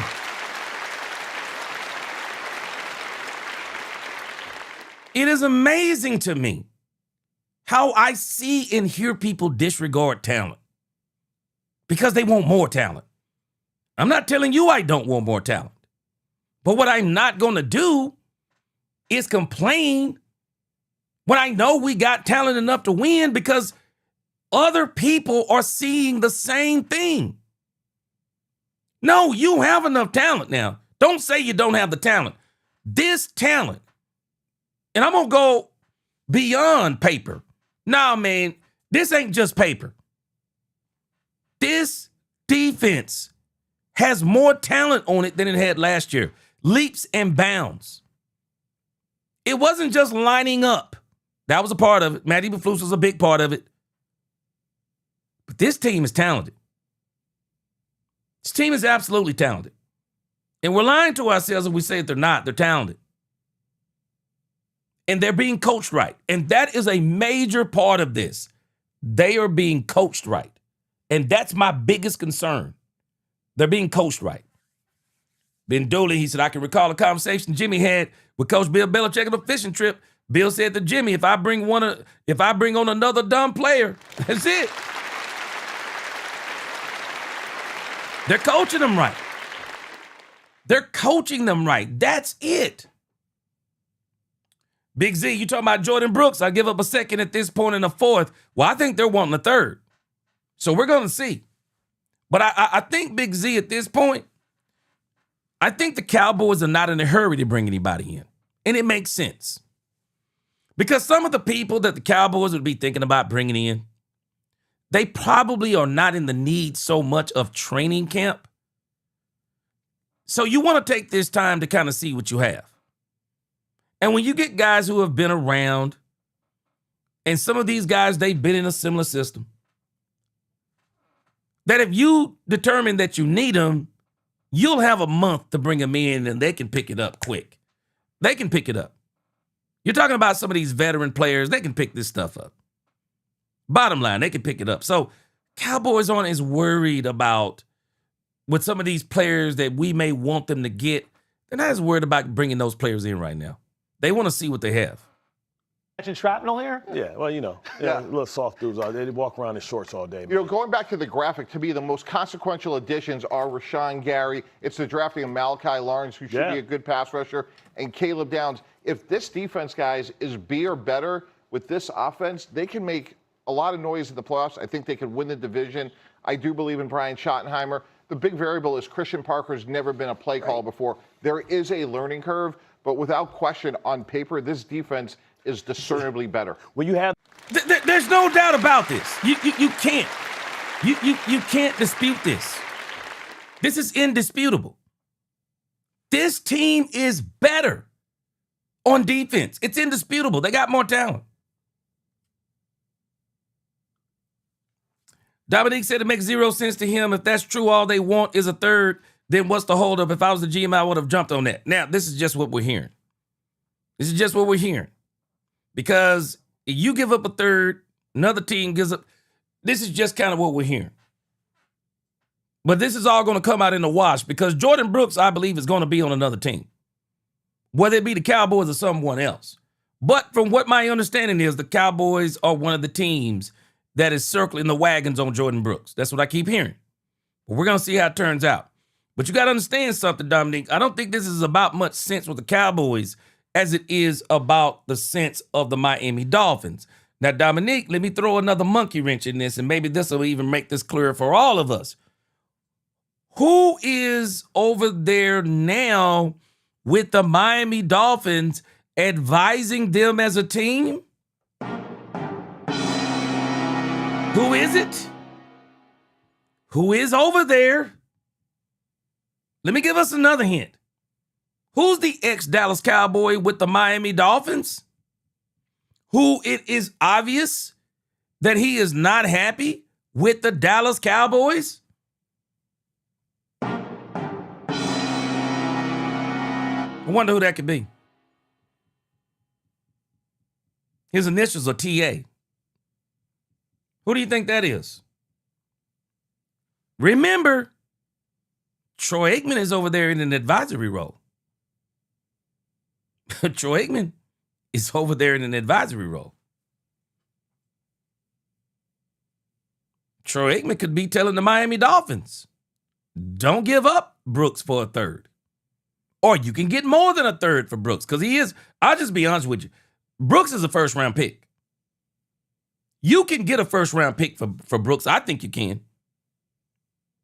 Brooks was a first-round pick, plays like a first-round pick.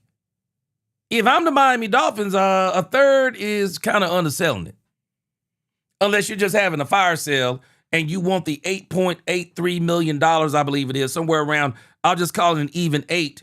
If they were to trade Jordan Brooks, they save $8 million under the cap. I mean, unless this is just about saving $8 million under the cap and not having to do the long-term contract with one Jordan Brooks, you can probably get more than a third-round pick for Jordan Brooks, especially the closer this gets to the beginning of the season. You can probably get a first-round pick for Jordan Brooks. I've already said that. I think Jordan, I don't know, a lot of teams probably not going to do it because I don't think the Cowboys will do it, especially with this 2027 draft. But me, shoot, man, I think Brooks is worth the first-round pick. But a lot of teams might not be thinking like that because this isn't just about the Cowboys. This isn't just about all these other teams who are looking at Brooks. This is about the Miami Dolphins, too. Miami Dolphins probably feel like they can get more for Brooks. Yeah, Big Z said give him a 28 first. Yeah, because I think he's a first. I think it's a first-round pick. Brandon Cup said, gee, I hear you on Brooks, no doubt, although Decker comes to mind. And have we bought in a true left tackle or just guards? Well, I'm going to tell you something. I don't think the Cowboys are going to have as much patience as we may think on this left tackle thing. I don't think they're going to have as much patience as a lot of people think. Yeah, Blaine said Miami's going to take a big cap hit from Tyreek Hill, so they should try to clear up as much as possible. Yep, could happen. Yeah. Yeah, they said it's Guyton's job to lose, lunatic. We're going to see what happens. But again, you can see what these guys are saying. It is indisputable. The Cowboys' talent is better than it was last year. Not just on paper. And I know we say just on paper, but I'm going to show us in a moment. No, we're not just better on paper. We've seen some of these players actually play in this league, and they can play. That type of personnel, you don't have to get complicated. You can just say, "Hey, my front four is better than your offensive line." So we're going to win. So I can be safe on the back end. We saw that happen with Dan Quinn when they had a good defensive line as well. I think the Cowboys are legitimately have an opportunity to win the Super Bowl and definitely to win that division. I understand that, but. Scott said he believes the Dallas Cowboys legitimately have a chance to win a Super Bowl. I believe so too. Because of their coaches. I believe so too. Fred Walker said, I've been a coach in my days. Coaching is very important. It is. The teams with the best players won. Jimmy Johnson was a great coach. Please look at the players on that team. Yeah. And you know what, though, Fred Walker, what people don't understand about the 90s Cowboys? Jimmy turned them into that. Jimmy turned them into that by the way that the culture he built. Dominique said Miami cap hit isn't just because of Hill. It's also from Tua. Yes. Oh, that Tua. Yeah. Yeah. Yeah, I think they're going to shake Jordan Brooks. I don't think he'll be on the team. But I think they also realize, and I'm sure, I don't think it's as much as Troy Aikman is saying, don't trade Jordan Brooks to the Cowboys. I don't think that's what he's saying. I think that Troy Aikman, if he's smart, and I'm going to give him credit for being smart, and I'm also going to give him credit because he wants to prove that he's smart, they can probably get more than a third out of Jordan Brooks. We're going to see how it works out. Yeah, we haven't had a good right tackle since Doug Free. I remember old Dougie Doug. Oh, no, it's not about Bart Scott. The Cowboys have made some very good acquisitions, but the best acquisition they made is coaches. People used to say the same thing about Matthew Stafford. Yes. When you get into an area where you have structure and you have accountability, like Dak Prescott can win a playoff game. I don't think it's been all on him. We've seen him do it. We've seen him do it twice. But the comparison to the Bengals falls apart for me when you talk about Joe Burrow's won 5 of them. Right? We've seen them get to the playoffs. We know he can do that. We don't know that about Dak Prescott yet. And again, we have a decade's worth of evidence. I think he's a great player. I believe he can. Yeah, but the years that Joe Burrow went to the playoffs, especially that year they went to the Super Bowl, they had a good defense, man. They had a good defense then. Yeah, they had a good defense. Yeah, they had a good defense then. Do it. But we have seen this team come up short when it matters the most. And if there's a question that they still need to answer, a question that Dak Prescott still needs to answer in terms of how we're going to look back on his career, it's that one. And I don't think we're going to know anything about that till January, no matter how good they are in the regular season. I think there's a small but important I think they're both right. Dak Prescott has everything he needs as far as his own tools, his own ability, his own mentality to win in the playoffs and win the Super Bowl.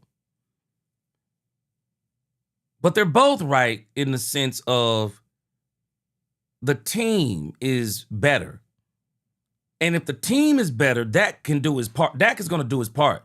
And I believe, I think the most powerful comment that Dak Prescott has made since I've heard Dak at the podium and giving press conferences is when Dak Prescott, for the first time, I've really heard him say that he needs help.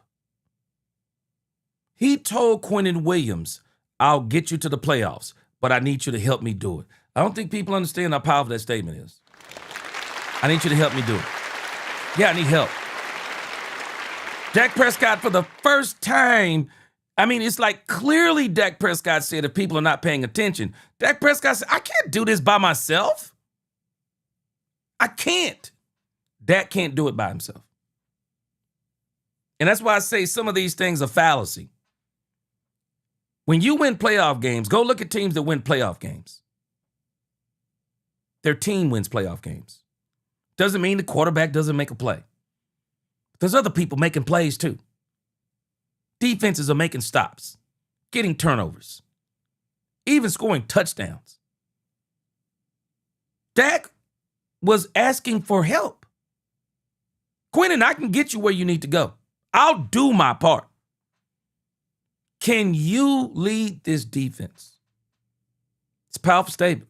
Tangible here. Over the last 10 years, I can't go against what you said from a record standpoint, and you can look at Zeke Elliott, Dak Prescott, CeeDee Lamb with all these contract issues. We all thought, hey, George Pickens, it's just going to be run it back. Same thing. George Pickens signed his contract. Yeah. He's in mandatory minicamp. That's a really good sign for the Cowboys. He is a top 5 talent, almost at 1,500 yards. If he's there, engaged, in shape from day one, that is a good indicator for the Cowboys. Quick final word. What did George Pickens say? I want to bring this team a Super Bowl. Yeah, they're on to something. Man, let me tell you something. I'm not telling you don't want more talent. But let us not dare say that this team is not talented. Let us not dare say it. This team is talented. And there are teams with less talent that have won Super Bowls. This team is talented, man. Talent isn't the issue this year. And it hasn't been the issue in some years past. The issue has been coaching and the mentality. And that's what Brian Schottenheimer is working on. And that's what I'm giving him credit for. It's the mentality that he's trying to build into this team. Brian knows this team has the talent, man. Teams have done this with less talent. The Seahawks did it with less offensive talent last year. Jackson Smith-Njigba was terrible in that Super Bowl. Christian Gonzalez locked him down, man, like a padlock, bruh. Yet and still, they found a way to win because their defense rose to the occasion. We got talent. Let us not dare say we don't have talent. And I question whether or not we don't have enough talent. There's a difference in having enough and wanting more. Do I want more? Yes. But can we battle if we don't get it? Yes. Absolutely yes. Yes. Jason Garrett, Mike McCarthy, but when you think about Schottenheimer and Marty Ball, you think about a level of toughness that is needed to win games in November, December, and January. And so concludes our Cowboys coverage for the summer. Gentlemen, job well done. It's been real. Let's go to the Ducks. And the Cowboys just wrapping up their mandatory minicamp even earlier than planned because Coach Brian Schottenheimer shortened the final day after a security guard made a free throw during the team meeting Thursday. So now the team prepares to fly to Oxnard for training camp, and that is on July 27th. Enjoy the time. Meanwhile, it is now time, Randy, for America's favorite game. Quick question. Do we have low T? We don't have low T. Rams is making a great play here, but the Rams, who just added.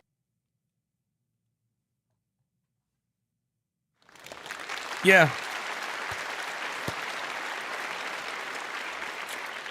So again, man, you start having these conversations about the Cowboys, and we're gonna look at this roster in just a moment. But the Cowboys are talented. But what I'm more impressed with is they're talented in the coaching staff. We got a lot of talent in the coaching staff. And that's why I give Jerry a lot of credit. They got a lot of talent in the coaching staff. And I'm very, very excited about the Cowboys coaching staff because coaching is going to be the difference for us this year. Coaching is going to be the difference. We're boiling it down to players. I don't think it's players. We've had players before. This is down to this team. What can they do? The next time they will be together as a team. Can they make it happen? Can they make it happen? That's the big question. And so a lot of people, man, they're out because teams have wrapped up off-season workout programs, including the beloved. Let's check this out. They're talking about the Cowboys' keys to success, and then we're going to look at the Cowboys roster. Yeah, Poobie D. Yeah, Beto. He says, we've always had talent. Everybody talks about Jerry, but how many Pro Bowls are on our team every year? Yeah, we've had talent. I've mentioned this before. Our issue is we haven't had teams. We haven't had teams. We haven't had systems that worked well with the teams that we had. Our mentality has been poor. And I think one of the biggest issues with our mentality, we're going to see how much has changed, is somebody brought it up earlier, penalties. We talked about it last week, penalties. Jeremy Betts said overlooking all those variables that equate to success in big pressure games against other two great teams is big moments. Yes, sir. And it all boils down to your mentality. Beto says all we need is the stars to align, coaching and players to put it all together. Yeah, we're gonna need some. We're gonna need some plays to go our way too. We're gonna need a bunch of things because the teams that win Super Bowls get a lot of things that go their way. A lot of things. Dallas Cowboys. Yeah. The next time they will be together as a team is at. Okay, these are the same two. Okay, I want to make sure these are actually the same two. All right, let's look at the Cowboys roster. I want to go down the Cowboys roster, and then we're going to move on to the Cowboys D line. We'll tie that in. But I want to look at the Cowboys roster. And the Cowboys have made it official. They signed Charles Snowden. I think he's going to be a big addition to the Dallas Cowboys team. I think the Cowboys are going to be able to do some things with him. I mean, he's not Von Miller. Don't sweat it. He's not Von Miller, but I think he's going to be able to help the team.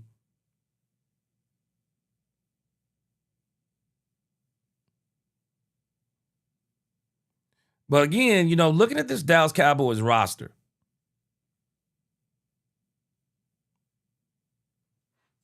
the Dallas Cowboys roster, man, they've added some talent. Kenny Clark, Quentin Williams in the middle. You went and got Rashawn Gary. No matter what we think about Rashawn Gary is good. D Winters, good player, good to great player. One of the keys is if Demarion Overshown can stay healthy. If he stays healthy, sky's the limit. Demarion Overshown. Donovan Ezeraku, second year. We're gonna see what happens coming off a hip. Deron Bland, we're gonna see if he got him some football cleats this year rather than Stacey Adams. We got Jalen Thompson at the safety position. We got Kobe Durant, and we got Caleb Downs. I mean, when you just think about what I just showed you right here, you're talking about a good to great player. You're talking about an elite player. You're talking about a good to great player, good to great player, good to great player, good player, good player. We'll see what happens if you come off the injury. Jalen Thompson, good to great player. Malik Hooker, we'll see what happens. He's good. Kobe Durant has the potential to be good to great. Caleb Downs, I think he's going to be great. When you just look at this lineup right here, man, this is an incredible lineup defensively. And then when you look at the depth, I'm excited about LT Overton. He was one of the top players in the country. Jay Toya, we'll see what that turns into. Jonathan Bullard, we'll see what that turns into. Malachi Lawrence and Jayshon Barham, very excited. Very excited about these two players. They, through coaching, they're going to be great. We'll see what happens with Shamar James. Devin Moore, very excited about him. James Houston, very excited about him. Marquise Bell, I got some issues. PJ Locke, I think he's going to be good. Savon Revel Jr. Savon Revel Jr. is looking real good. When you just look at the depth on this team, because some of these players back here, they're not going to make it.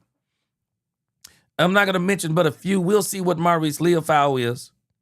We'll see what Justin Barron is. A lot of people talked about Justin Barron as a UDFA last year. We'll see. I'm not big on Kalen Carson, but don't sleep on Darion Kendrick. He's making this team, and I believe he's going to find a way to be a contributor. We'll see what Josh Butler is, and we'll see what he is. Charles Snowden, book it. He's on the team. Signed a 2-year deal. Charles Snowden is on the team. Man, when you look at this Dallas Cowboys defense, man, this defense looks a whole lot better than it did last year. And it's not just on paper. Let us stop saying just on paper as it applies to this team. No, we saw Kobe Durant. And we saw Kobe Durant in big moments. We saw Kobe Durant. We know Kobe Durant can play. Jalen Thompson. We know Jalen Thompson can play. It isn't just a paper thing with Jalen Thompson. We still got to see what Donovan Ezeraku is. We know Overshown can play when he's healthy. We know D Winters can play. This isn't a paper man. We know Rashawn Gary can play when he's got players around him. We know Quentin Williams is elite. We know Kenny Clark can play. Stop playing. Man, we got talent on this team. We got talent on this team on the front lines, and I like the depth. Again, LT Overton, Otito Ogbonnia, I think Otito is going to be fine with us too. LT Overton, I'm excited about LT Overton, some of the things they're talking about doing with him. I'm excited about Malachi and Jayshon. This cornerback, Devin Moore. Man, I think he works his way on the field. I believe Devin Moore works his way on the field for the Dallas Cowboys. I'm excited about it. It doesn't mean that if there's some players that come loose after July the 15th, doesn't mean that when teams start cutting down their rosters, it doesn't mean that the Cowboys are not going to say, hey, there's somebody out there on the free agency market, or maybe there's a trade like a Jordan Brooks. Doesn't mean that the Cowboys shouldn't do it. Doesn't mean that those players won't help. But we got to stop for a moment and look at what we do have. And doggone it, the team is talented, man. Stop it. Get people, man, they get Cowboys Nation all in a frenzy. Just get Cowboys Nation all in a frenzy. And then before you know it, then you saying we don't have enough. Man, this team looks way better. And this ain't just paper stuff. A lot of them first round draft picks we had last year, that was a lot of paper. Those guys, some of those guys wasn't even playing on the teams and all kinds of stuff. But these players right here, no, these aren't players. Kobe Durant isn't a player coming off injury. Jalen Thompson isn't a player coming off injury. D Winters isn't a player coming off injury. Rashawn Gary isn't a player coming off injury. Otito Ogbonnia is not a player coming off injury. No, these are doggone players that can play, and we watched them play, and some of them in big moments. Yeah, they can play. We got a team, man. We got a squad. What we're concerned with this squad is how fast can they get them together? How fast can they get this squad locked in? Because it seemed like to me, Brian has already told us, people are waiting at the door to talk to Christian Parker. They're waiting at the door. They're already studying. They are knee deep. Before we even get to Oxnard, California, they're knee deep in the playbook. Caleb Downs already got the playbook together. And I'm sure the Cowboys within legal realms, they are going to be encouraging this team to stay in communication and study the system together. They're going to do it. Man, we got to stop letting people fool us into thinking that we don't have a team, man. This is a team, bro. We got a squad, man. And we got people running around crying. We got a squad, man. Don't let nobody tell you different. I'm not telling you that you can't add other people to the squad, like Von Miller, Jordan Brooks, Bosa, anybody else you throw out at me. I'm not telling you you can't add them to the squad. But if you don't, please don't tell me that means that you're not going to compete and not go into the playoffs and not be a contender. Please don't tell me that. Please don't tell me that. Poopa D said they had a plan of who they wanted and who would fit in the system. Exactly. Yeah, Moose, you're right. We have a squad. Man, we got a squad. We keep letting people tell us that we don't have one. No, we got a squad. I'm telling you, I'm going to make sure I'm going to keep myself clean of all these discussions. I'm going to keep myself clean of as many hypotheticals as I can. Because that stuff don't do nothing but corrupt your spirit. I'm not doing it. I am not going to do it. We got a squad, guys. We have an absolute squad. Brandon Cub said, I want to see this whole team each with a chip on his shoulder, and I believe they will work to get each other's chip gone. Looks deadly delicious. Hey, let me tell you something. I think these guys are hungry, man. Yeah, we just signed Charles Snowden. Excited about Charles Snowden. I think he fits the system. Long, lanky pass rusher. I think he's going to be good to go. Algon, what's going on? So again, man, I'm telling you, when you look at this Cowboys squad, I mean, I don't know what people are seeing. We don't have just paper mache players. Our starting or projected starting lineup. No, we've seen most of these guys. We've seen most of them. This ain't no doggone paper team. We ain't seen these players. We've seen them. We've seen these players. And even when you look at our offense, our biggest question is left and right tackle. That's our biggest question. And I'm not even questioning Guyton. I'm not even questioning Terrence Steele when it comes to the run game. I'm questioning Tyler Guyton simply because he's the left tackle. We'll see if there's really a competition between him and Nate Thomas, because I think if there is, that's an indictment. And I don't think you need to go with Nate Thomas if he beats out Tyler Guyton. I think if Nate Thomas beats out Guyton, I think you need to go out there and get Taylor Decker. Or some other left tackle out there that maybe would fall free. But definitely, I'm not rolling with Nate Thomas. I just don't. I'm not feeling that. We already know the Cowboys are loaded at the wide receiver spot. Our biggest question is left and right tackle. That's our biggest issue. We're concerned about that. I mean, our tight end room, boys. Once Trigg stepped in that joint, tight end room went on steroids when Trigg stepped in that joint, man. Tight end room went on steroids. And the running back room. A lot of people keep, Cowboys need a running back too. Not yet. I don't think they need a running back too yet. We already know Javonte is the back. So you got that settled. And we keep talking about Jaden Blue. Jaden Blue, I don't think Jaden Blue is their only thing they're going to work into this running back room. I've been saying this.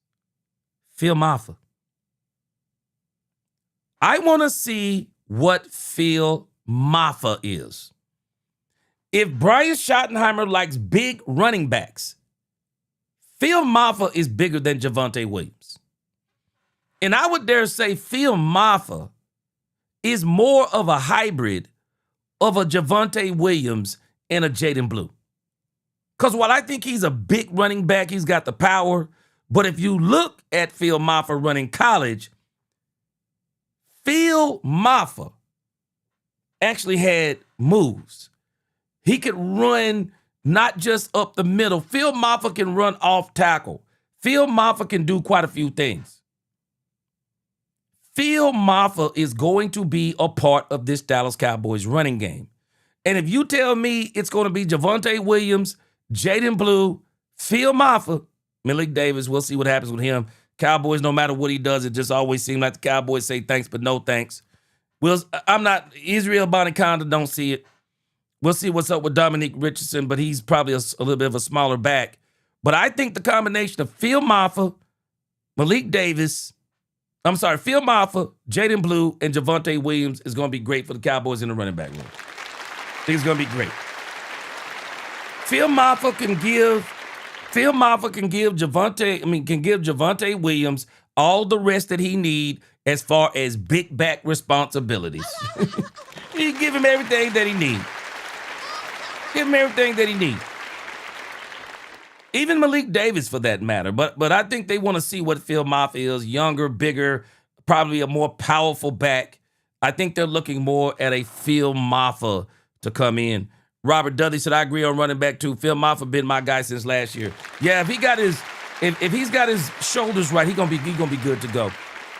Said this fan show, I think that's all of our biggest concern is the O-line. And in particular, it's the left tackle and the right tackle. Because as far as our triangle goes, BB, Ty Smith, Ty Booker, best in the business.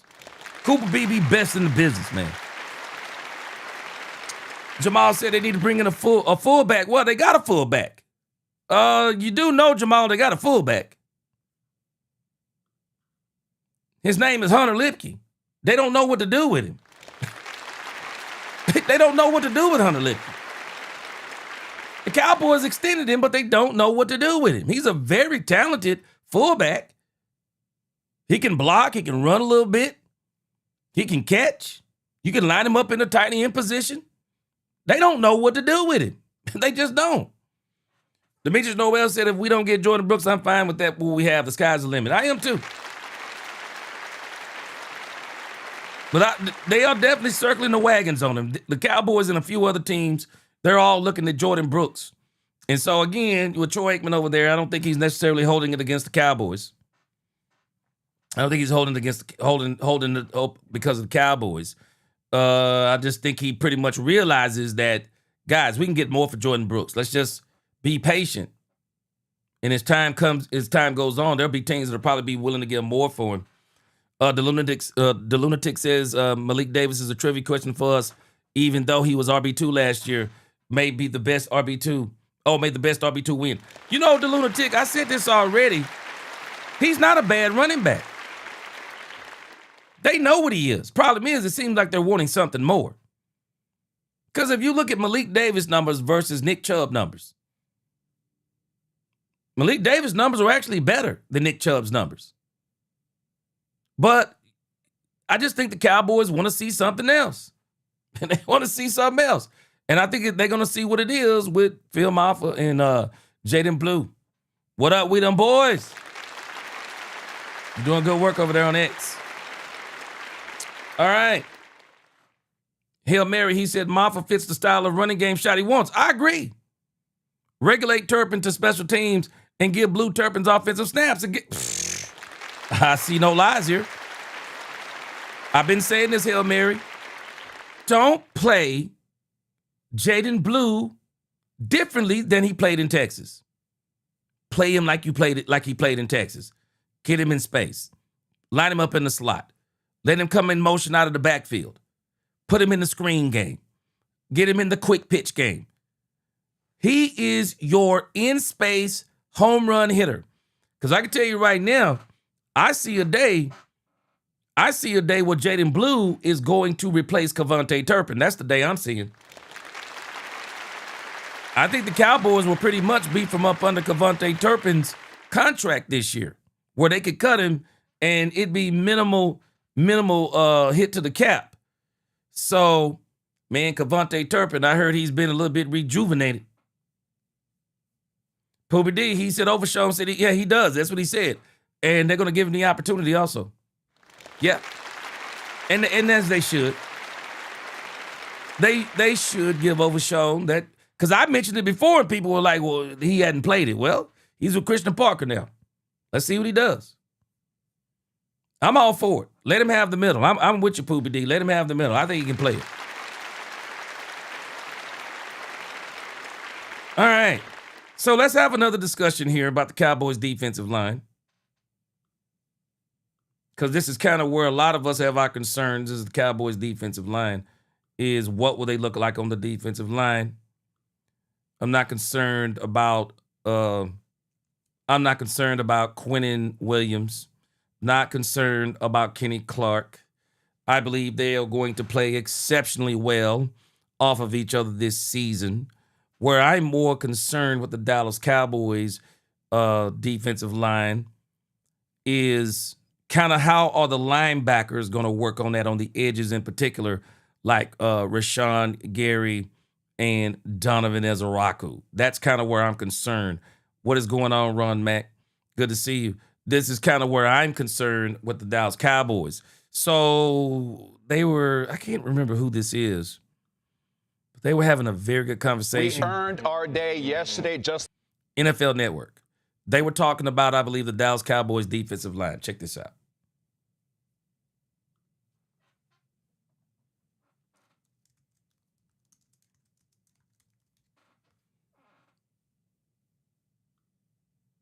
like the Dallas Cowboys are earning their stuff today and throughout the offseason. Dak Prescott and the Cowboys wrapped up mandatory minicamp on Thursday and said there was an extra level of focus this year. He also stated there's a different aura of confidence among the players as they get ready for training camp later this season. Take a listen.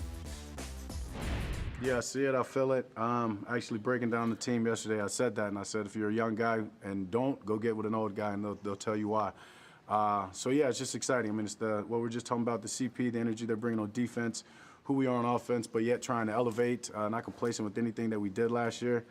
Yeah, two units are taking pride in what they do, and it's going to be a hell of a camp, just competing against each other. And, yeah, you could feel it in just the culture building. I mean, credit to Shadi and all the things that we've done outside the building or just in the building to better the culture of this team and the brotherhood. So it's very exciting. First of all, I need that hat, Dak, but you heard. Yeah, I think there's no doubt about it. Gary Bookwalter, what's going on? Good to see you.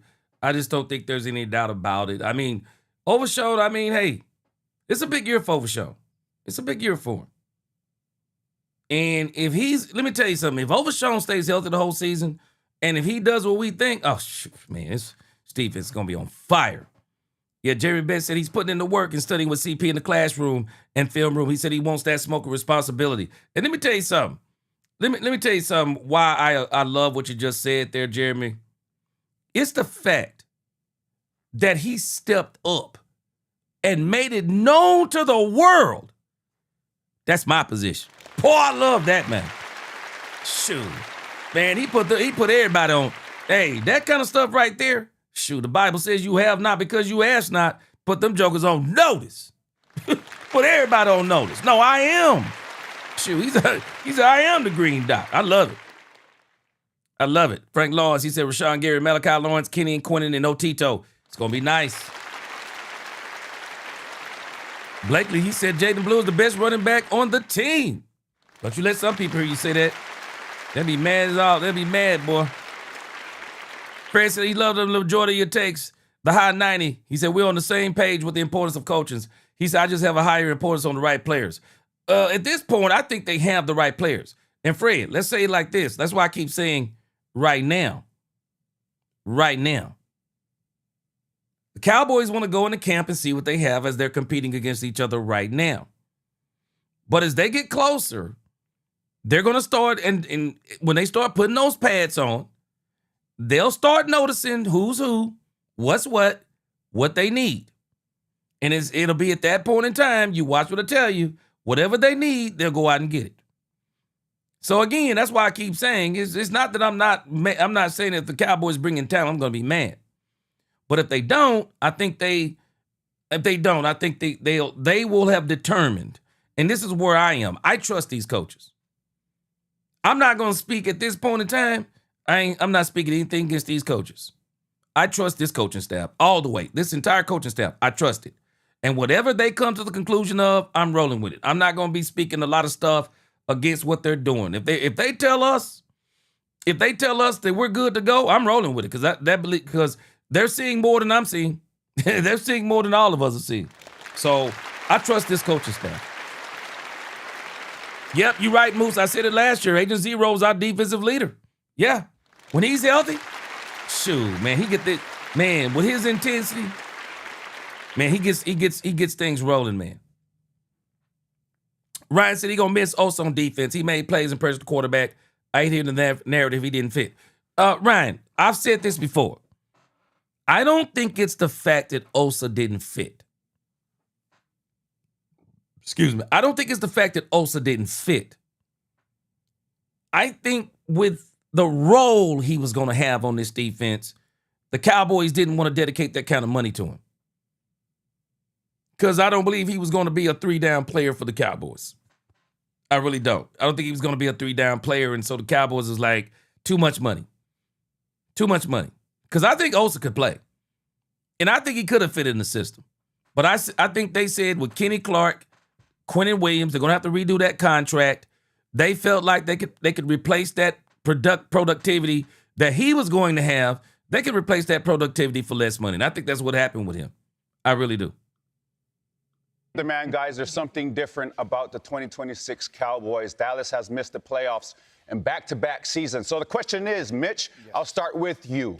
Is there a different feeling about this team heading into this season? I mean, on paper, right, we've all been a part of teams that you look at it and you're like, we got a real contender here.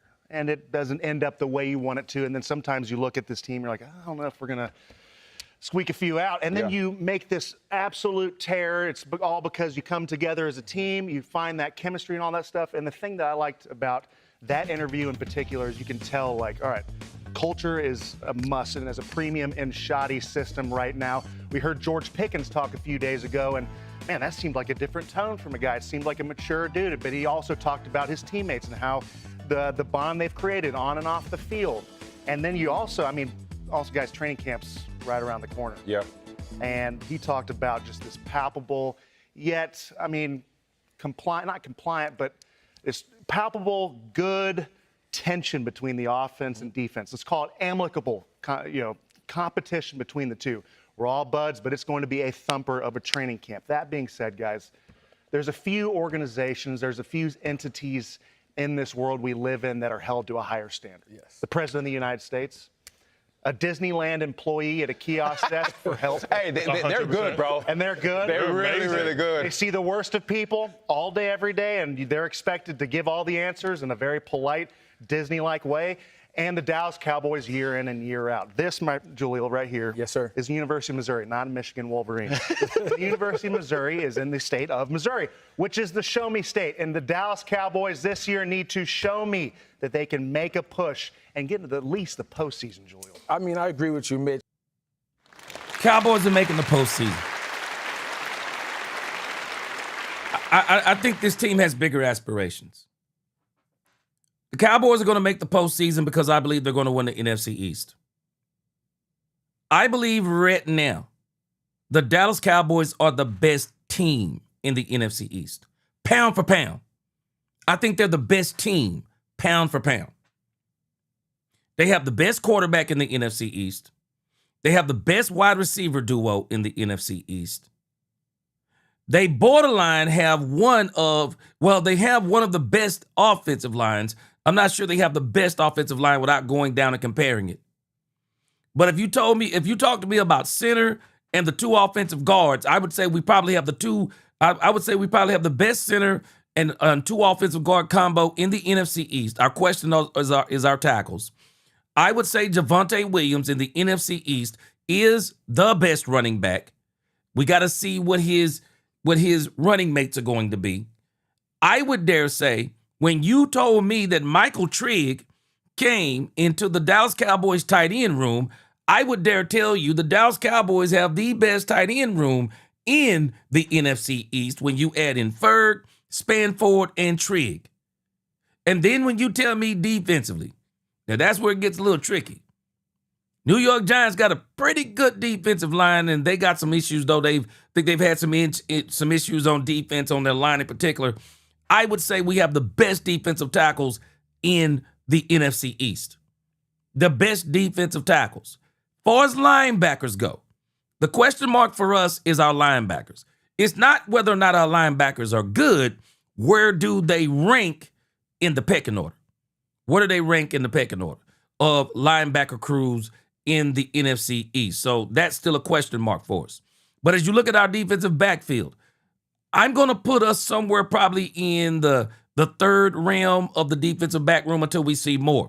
But in the grand scheme of things, when I add all of that together, right now, the Dallas Cowboys are the best team in the NFC East. Bar none. There is no reason why the Dallas Cowboys shouldn't win the NFC East. Playoffs are minimal expectations for this team.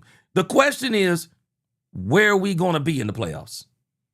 Yeah, I believe we're back to the playoffs, barring injury or some cataclysmic breakdown on defense, which I just don't think Christian Parker is going to happen. I don't think it's going to happen with Christian Parker because Christian Parker has something that Matt Eberflus didn't have. Christian Parker has something that Mike Zimmer didn't have. He has something that even Dan Quinn had, but I don't know if it's to this degree. The Dallas Cowboys defense have a coach that they are gravitating toward. They are gravitating toward him. They're in a system to where the coaches are all on the same page. They also got BT Jordan. And people do not discount BT Jordan. He is going to have this defense on fire as it applies to rushing the passer. You watch what I tell you. The Cowboys will be exponentially better in quarterback pressures, even though they were pretty good last year. They will be exponentially better in quarterback pressures, and they will be exponentially better in quarterback sacks. And they will be exponentially better in turnovers. You watch what I tell you. When you put all of that together, I just think, based on what I'm seeing, NFC East is for the Cowboys going to take this team. They're going to take the NFC East. Montreal and Griffin, I disagree with it because I don't think nobody thought the last couple of years the Cowboys are going to take the NFC East. I mean, we were hoping, but I don't think no one believed it in their heart of hearts. And the feeling is different, right? But the expectation for the Dallas Cowboys is. Who will back up that? Fred Walker, what do you think? You know what? I want to say Sam Howell. But I'm not going to be surprised if Joe Milton beats out Sam Howell. I'm not going to be surprised if Sam Howell beats out Joe Milton. I don't know. I got a feeling that Joe Milton may make another step this year. We'll see. But as far as the quarterback goes, Sam Howell could probably just beat him straight out at quarterback. But if he takes a step, if Joe Milton takes a step up here and takes a step with his accuracy, he'll beat out Sam Howell. But if not, it'll be Sam Howell. Same. And they have to wear it. It is what it is when it comes with being a Dallas Cowboy. It comes with wearing that star in your helmet. And the expectation is a Super Bowl. Expectation is. I'm sorry, I keep spelling my hands because I got two different colognes on my hand. I'm trying out some colognes. I'm sorry. Making the playoffs. And you talked about it, Mitch. This team is very talented. And, Matt, I allude to this. I'm telling us, a lot of us aren't realizing this. No, this team is uber talented. And again, respect for everybody. Nobody has to agree with me. But a lot of people are seeing and saying this. This team is talented. But what I'm most impressed with, it's from the coaches down. That's where I'm impressed. 2013 season, our rookie year, we finished 9-7. But if you would have looked at us on paper at the beginning of the year, I don't think we had a single Pro Bowler. We ain't even talking about a 2016 season. That's another one. No. We'll be here all day, right? But when you look at it, it's like, yeah, it can look good on paper, but it has to come to fruition, right? And when you talk about training camp, everyone's hype, right? It's offense versus defense, it's special team, everyone's battling. And I look at it like this, hey, is that same intensity going to be there from the start to finish in training camp? Is that same intensity going to be there from start to finish for the Cowboys throughout the season? It's not if they're going to be good in September. It's if they're going to be good in December and January when it matters the most. And that's when they need to play their best ball because in the past few years, the Dallas Cowboys has lacked in those few months. And I think that Dak Prescott, he knows it, right? He knows it. The pressure's on. The bullseye's on. It's a circus in Dallas always. It's the bells and whistles. And it's time for them to show up and show out. I agree with you.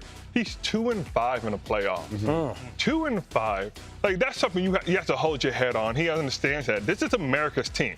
You said it. America's team. Everybody's watching him. They're going to consistently watch him. He had 4,552 passing yards last year.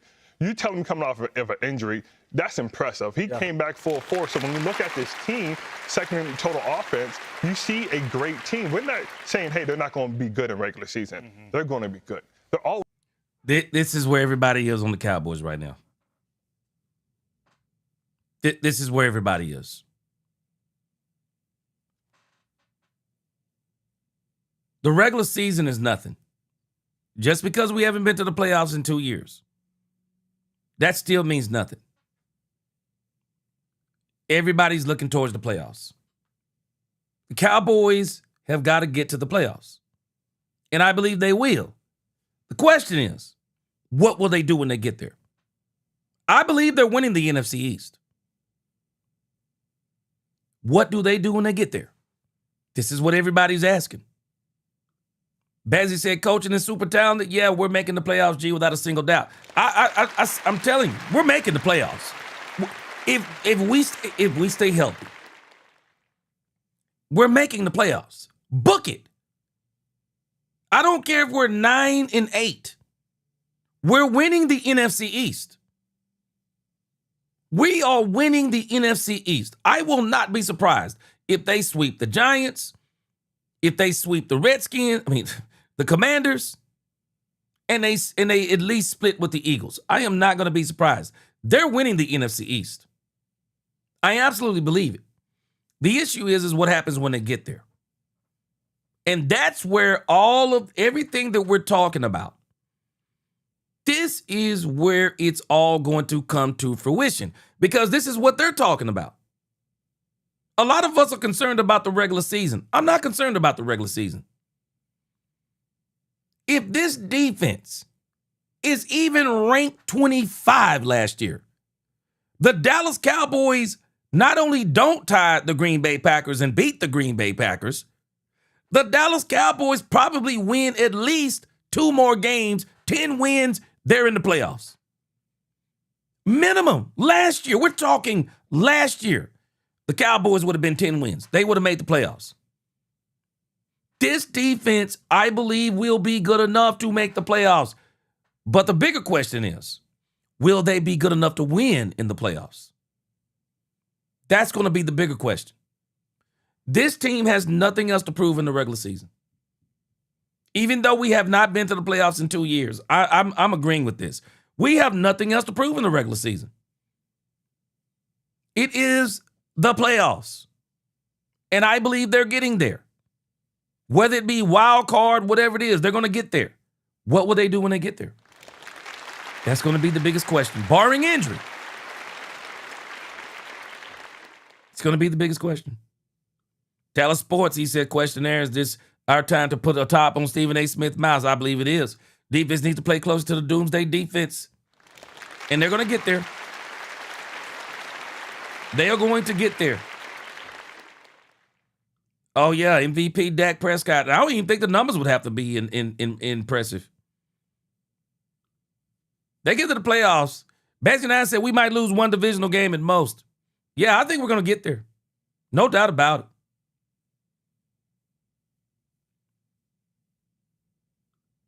Yeah, Lombardi trophies are nothing. We got that's the only thing we're going to be. That's the only thing now that Dak Prescott's going to be judged on. Dak Prescott, he's going to hold every record in Dallas before it's over. Only thing now is, what does he do in the playoffs going forward? We need to see Dak this year get him at least one playoff win. And I say really 2. We need to see Dak and this whole team get to the NFC Championship game. Because when I look at the NFC, and we're going to see how it starts coming together as the season goes, but just as I look at it in my mind, I mean, the top 4 teams, what? Rams, Seahawks, Bears, Cowboys. That's what I see as the top 4 teams. We'll look at that in just a moment. Always good in regular season. The problem is they don't win playoff games. Yeah. And what do you got to do? You got to win playoff games. That is a legacy thing. That's understanding what the culture is in the locker room. They brought in two big name D tackles in Clark and Williams. They're telling you, look, we're up here to stop the run. We're up here to pass rush. We're up here to make things happen. That's what he said in his thing. He said, Williams said he's never been to a playoff game. He needs to be to the playoff game, but he needs to help win the playoff game. Now, we ain't going to go back to, hey, can he do this? Can they do that in January? We have to go back to, is it going to be consistent throughout the year? Are they going to have down weeks or up weeks? How are we going to do it? And please don't bring up the 2013 season and the Chargers. That's the Omaha game. I was a part of that team. I was like, Omaha, like, whoa, I'm a flashback. Hold on, LG. To give some context as what to LG is referring to, throughout our week of preparation going into Denver, and I don't want to stray too much from Dallas Cowboys, but to give some context, we did there was some scouting report that came by and said that every time Peyton Manning said Omaha, that the very next thing they were going to do was snap the football. I don't know how many encroachments or offsides we had that game, but I think we probably set a record because Melvin Ingram and company, we were jumping every single time Peyton Manning said Omaha. Now, on the topic of the Dallas Cowboys, I got to ask you guys this. What is also different, in my opinion, about this offseason is last year, I remember vividly, there was a lot of discussion of the off-field stuff with Jerry Jones and Micah Parsons, and that always seems to be the case when it comes to the Dallas Cowboys. You talked about it, Mitch. There's an expectation with the Dallas Cowboys. There's also been an expectation that there's some off-field issues that have been a distraction from what could be a push to a successful season, hopefully postseason. So I got to ask you guys, going into this training camp, there doesn't seem a lot of chatter outside of what happens. Nobody is giving the Cowboys enough credit for this, and nobody is really talking enough about how this is going to be one of the biggest helps for the Cowboys. And I'm going to give George Pickens a lot of the credit for this. George Pickens made it his business for there not to be any noise around this team. He made it his business. He didn't act up. He didn't do crazy things on social media. He didn't buy into all the negativity coming from the Cowboys media. He didn't buy into the negativity coming from the outside of the Cowboys media. And what do I mean by the negativity of people trying to, it's like people trying to coerce George Pickens into being mad. It was like people were hoping that he wasn't going to show up and make a statement to the Cowboys that they're not right. George didn't do none of that. George Pickens didn't do none of those things. I give George Pickens a lot of credit for why this offseason has been so quiet. I give the Cowboys credit for telling George Pickens up front, rather than playing with his emotions, that we're not going to negotiate.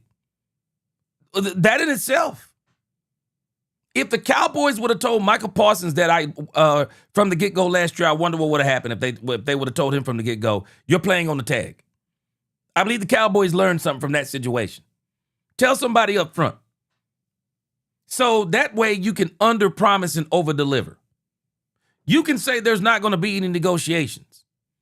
And then maybe something happens at the last minute where somebody says, okay, I like this and I like this. Let's go ahead and do this.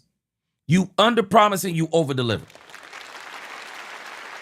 People do not understand how this no-drama offseason is going to play a role in the success of the Cowboys this year. It's more time that this team gets to bond. It's more time that this team gets to rest mentally. And it's more time that this team gets to spend thinking about football. If you don't think those things are major, I don't think you've ever been in anything competitive. A peace of mind is very important in this life.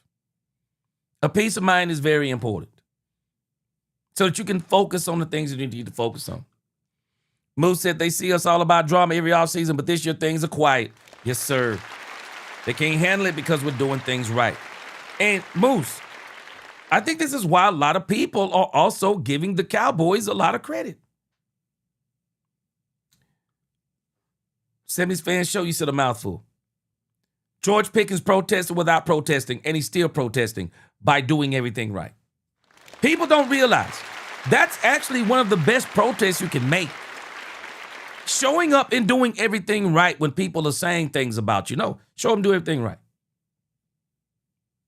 That's the biggest protest you can make. That's the biggest statement you can make when we all know what's going on, and George says, I know what's going on too, and this is how I'm going to handle it. Giving George Pickens a lot of credit. And people are not giving the Cowboys enough credit for this. On the gridiron. Matter of fact, George Pickens has agreed to play on that franchise tag. What do you think that could mean for this Dallas Cowboys team, knowing that everybody seems to be pushing in the right direction, Mitch? I mean, it just kind of goes back to, this seems a little bit different in regards to you entering training camp, right? Yes, they're held to a higher standard, the Dallas Cowboys, and we're also used to a little bit of the chatter, a little bit of distraction. Let's just make training camp about training camp and stack these things one after another. And then when we get to this season, yes, there's going to be these ebbs and flows. You're going to win some, you're going to lose some. But when you build, so I went away for every training camp, right? And it stunk because you weren't in your home and you didn't get to see your family, but it was so conducive for building those relationships, that rapport, that subconscious feeling about when you walk on the field with your brothers. I mean, that's what you make it to, right? Like, those moments you cannot take away, you cannot refute how important those are. And with limiting these distractions, Jaleel and or Lawrence, whoever wants to speak up on this, it's going to be an impressive thing to see. I'm hoping, I'm praying that this is a different chapter for the Dallas Cowboys. It's already a different chapter. To have this offseason the way that it is, it's already a different chapter. Fred Walker, he said George didn't throw anybody under the bus. His press conference set a tone that is major to the success of this season. I don't think people get that, Fred. And I don't think people understand that George has taken responsibility for the part that he's played in this. I don't think people get that part. That's maturity. What was I telling y'all the whole time? When you can see the me in your mess, you can get out of a lot of messes. When you see the me in mess. A lot of people don't understand that. Especially some of these young old folk. I be laughing. Some folk act like they young and they old. Just don't have any wisdom. Michael Lee said, I give Jerry a lot of credit to why the Cowboys are so quiet. Yep. Jerry has shut his mouth, man. Yes. The Lunatic says, remember this, GP3 may be the only Mulagutta player to play on the team. Hope the front office snaps out of it and sign him long term. I'm still holding out hope. July the 15th, they signed GP, and then they start working on Quentin Williams. I need them to knock those two deals out. Ron Mack said, good, can no longer be the reason to keep someone we need great, and soon we'll find out who makes the cut. Yeah. Yeah, KC. He said, I'm looking forward to seeing how Christian Parker runs this defense. Yeah, man. And the biggest thing for me, KC, Sam, you're hitting it on the head. How does he run the defense? How is he going to run it? How does it look when he runs it when they're actually going 11 on 11 and in pads? How does he run it? How does he run it as in, correcting the mistakes and just everything of how he's going to do it? It is going to be so pivotal to how much success that we have. Robert Dudley said GP number 3, been old school, pro NFL player. Yeah, I love the fact he's a demon on the field, man. Yeah, it's definitely different, right? I just mentioned it's usually Bazzy Nine said the page is turned. Yeah. It's a show. It's a circus, right? There's documentaries. Documentaries. You can to the facility. You can tour the facility while the guys are training. It's a lot going on. I've heard from former players who played for the Dallas Cowboys. But what I'm intrigued the most about, we know what their offense is going to look like. They brought in Christian Parker, the young DC, to reinvent that defense and make sure that this is a defense that's going to have an identity. When you look at this conference, right, you have John Harbaugh at the New York Giants. He's going to bring a tenacity to that team, and they're going to be a pound and ground team. You know the physicality is going to be there. Yep. You look at the Philadelphia Eagles, tush push, run game, play action, deep ball shot. they have a physical demeanor about them as well. Washington's still trying to kind of figure out what that's going to look like, but I like how the Cowboys specifically went Caleb Downs in the first round. I like this kid out of Ohio State. I think they're going to be able to use him in the big nickel, the dime, close to the line of scrimmage, and get really creative with him. And I think that'll bring the tenacity that they're looking for in this defense in Dallas. Well, you're talking about defense, Ja. Yesterday we talked about the Bengals and those two monsters in the middle, right? LG, I got to ask you, the Dallas Cowboys, they now have Quinnen Williams, Kenny Clark, and Rashawn Gary up in there. How does that help a defense that may have been lacking at times up front in the run game last year? How does having those guys impact the run game? Can you guys name other 2D tackles that were dominant as they were in the last couple of years? No, it's a short list, bro. We understand the two big names on that field, right? The Jets, that was the biggest D tackle that they have. Green Bay, that's the biggest D tackle that they have. They can make plays. These are all pros. These are pro bowlers. These are people that demand double teams, demand you to scout for them. And now you're not even just scouting for one. You're scouting for two people. So what do they do? What do they bring? They bring energy. What do they bring? They bring confidence. They have an understanding on their defense. If they throw an interception on offense, we'll get the ball back. We're bringing energy. We're bringing fire. But what they bring is size. They bring in a whole lot of size, a whole lot of strength, a whole lot of veterans, but a whole lot of experience in football and understanding the downs of football. We're not talking about the ups of football. We're talking about the downs of football. They understand that they've been traded. They've been reworked. They got a new system. They understand what it takes now to do it. When I said Dak went to his D tackles, what do you need from me? He was like, the D tackle was like, I'm going to bring it to the table. Yeah. This is what I'm going to do. Go ahead, Joe. Mitch, you know this, right? Playing against D tackle that is that dominant, it allows, and you know this as well, it allows you as a linebacker to run free. Yeah. Right? Now, I want you to pay attention to this part, and this is why this Cowboys defense is going to be, I believe, is going to be great. They got big men up front. Otito Ogbonnia, Kenny Clark, and Quinnen Williams. But then when you look at the linebackers around them, notice what they all have. Even these ones they're calling edge rushers. They got these quick, fast linebackers. You're talking about Ezraku. We saw how well he played last year in the run. He was actually better in the run than he was in the passing game. So we got to see if he can elevate his passing game. We already know what D Winters is. Demarion Overshown, quick and fast back there. You know, you start looking at Rashawn Gary and how Rashawn Gary, I mean, people are just underestimating Rashawn Gary. But Rashawn Gary can play this game. When you look at what they did, they got the D line, run stoppers, and then they got linebackers that can pursue, play in coverage, and rush the passer when needed. It's a great combination. And then they got guys who can actually play on the outside. Kobe Durant can play on the outside. Devin Moore can play on the outside. Darian Kendrick, don't sleep on him. He can play on the outside.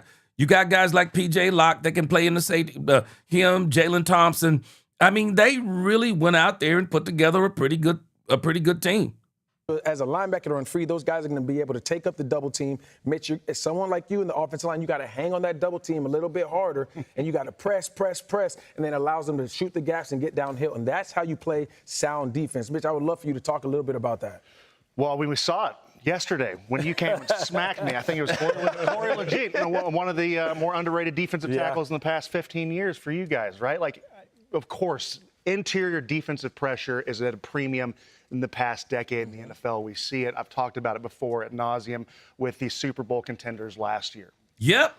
But another thing that kind of came to my mind is all these guys, they're not in the twilight of their career. You bring in these two dudes, but they're the perspective that they've gained, that they've earned, that they yearn for winning. And I feel like that's what the Dallas Cowboys have right now is it's all quiet in the Western front, fellas. Yeah. All quiet in the Southern front. These guys seem like they just want to handle their business and get to the promised land, man. At least sniff the playoffs, and then you get dudes like that, they're itching for it. Yes. And see, I've made this argument before. See, people continue to they'll say stuff like, well, the Cowboys need more veterans. I don't understand what we're talking about on that part. Cowboys got quite a few veterans. Excuse me, they got quite a few veterans. I guess we want older veterans. Cowboys got quite a few veterans. Kenny Clark, veteran. Quentin Williams, veteran. Rashawn Gary, veteran. You're looking at older, some of these players are older. They got older guys in this locker room all over the place. They got older guys. We want, I don't know what we're wanting when I hear people talking, but they got enough of older players that they can lead or be leaders on this defense. Someone mentioned earlier about Caleb Downs going to be a leader. I got news for us. He's not going to be the only leader. Caleb Downs is going to be a leader. It's obvious Demarion Overshown is saying, I am the leader of this team. It sounds like he's about to take ownership of this defense. Overshown is a leader on this defense. Quentin Williams is a leader on this defense. You got guys on this defense that are leaders. You got guys. Jalen Thompson, I think he's going to be one of them. You got guys on this defense. They're going to be leaders. They're going to be multiple leaders on this defensive side of the ball. They got enough older players. Believe me when I tell you. You got to be careful even when you bring in, you got to be careful sometimes when you bring in veterans. You don't want to bring in some of them old dogs who can't learn new tricks either. So you got to be careful with that. But, again, in that discussion, you could tell what they were talking about. They were talking about the power of the Dallas Cowboys defensive line. All right, we got a couple of these stories. Again, we're going to get to these other stories tomorrow. But I want to end with this story right here. I want to talk about this James Houston story. I don't know, maybe I'll get into the Sorsby story. But I want to talk about this James Houston story. I don't know if y'all saw this. I'm very excited for James Houston. I believe that James Houston is another one of these very underrated players the Dallas Cowboys have that some of the Cowboys fans are sleeping on. And I think we're sleeping on quite a few players. I mean, it's just like we look at players that we have, and it's like we're too busy looking at what somebody else is doing. And we think what somebody else is doing is better than what we're doing. But as we talk about James Houston, I want to show you from this perspective. When you start looking at what the Seattle Seahawks did versus what the Dallas Cowboys did. What the Cowboys have done, this has actually been a 2-year process. And some of this is actually even longer than the 2-year process. But you got Kenny and Quentin in the trade last year. So we got 2 years of stacking up talent. You got Rashawn Gary, brought him in this year. D Winters brought him in this year. But Demarion Overshown is a homegrown talent. We drafted Demarion Overshown. He's a heck of a talent. He just got to stay healthy. He's a heck of a talent. Donovan Ezeraku was a great draft pick. I believe he's going to step up and he's going to be way better. He played the run exceptionally well this year. We just got to get him balling in the passing game. Deron Bland. I mean, he's just 2 years removed, I believe, from being one of the most incredible cornerbacks in the league. We got Jalen Thompson. Jalen Thompson is a very good safety in this league. Malik Hooker, we'll see what he is with Jalen Thompson and Christian Parker. But Jalen Thompson, we acquired him this year. We got Kobe Durant. We acquired him this year. Caleb Downs, we acquired him this year. LT Overton this year. Jay Toya, we acquired him, I believe, last year. Jonathan Bullard, got him this year, I believe. Malachi Lawrence, Jayshon Barham this year. Shamar James last year. James Houston last year. Devin Moore this year. Marquise Bailey's from a few regimes ago. PJ Locke this year. Savon Revel Jr. last year. Reddy Stewart last year. When you really start looking at this, and Maurice Leofau, he's from a couple of drafts ago, maybe 3 or 4 drafts ago. You start thinking about him, 2024. But when you start thinking about the talent that the Cowboys have been building, all I'm telling you is it's eerily similar to what the Seattle Seahawks did. The Seattle Seahawks built talent over about 3 seasons. They drafted extremely well. Made a few free agent moves that fit their system.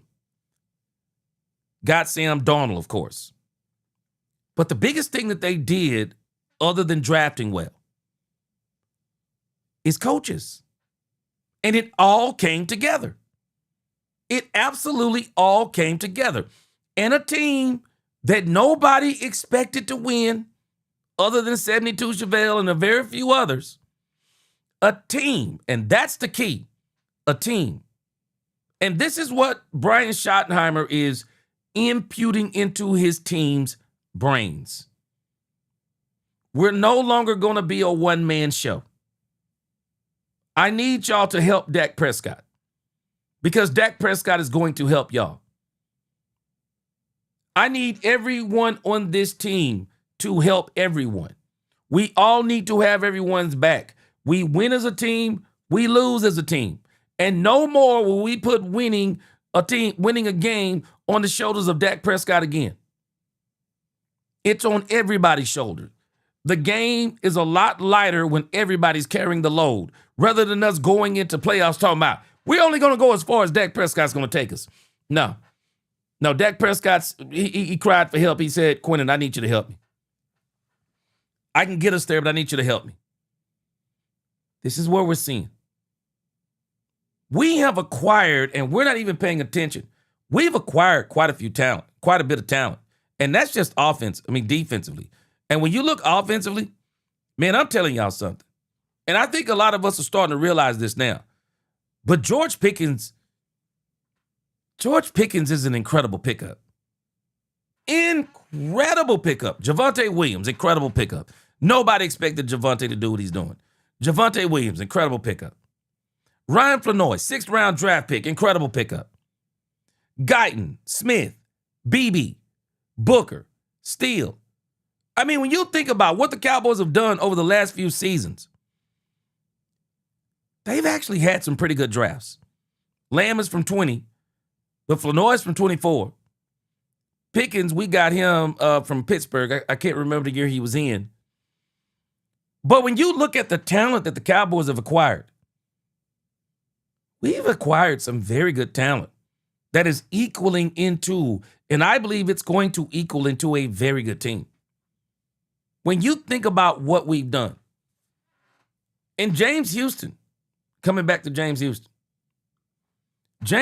is one of these players I believe that people are not fitting into this Cowboys equation. But I believe James Houston is going to pay some dividends for us too. Bazzi said, our drafting has been so underrated, it's all about to pay off. See, people don't realize, Bazzi, Seattle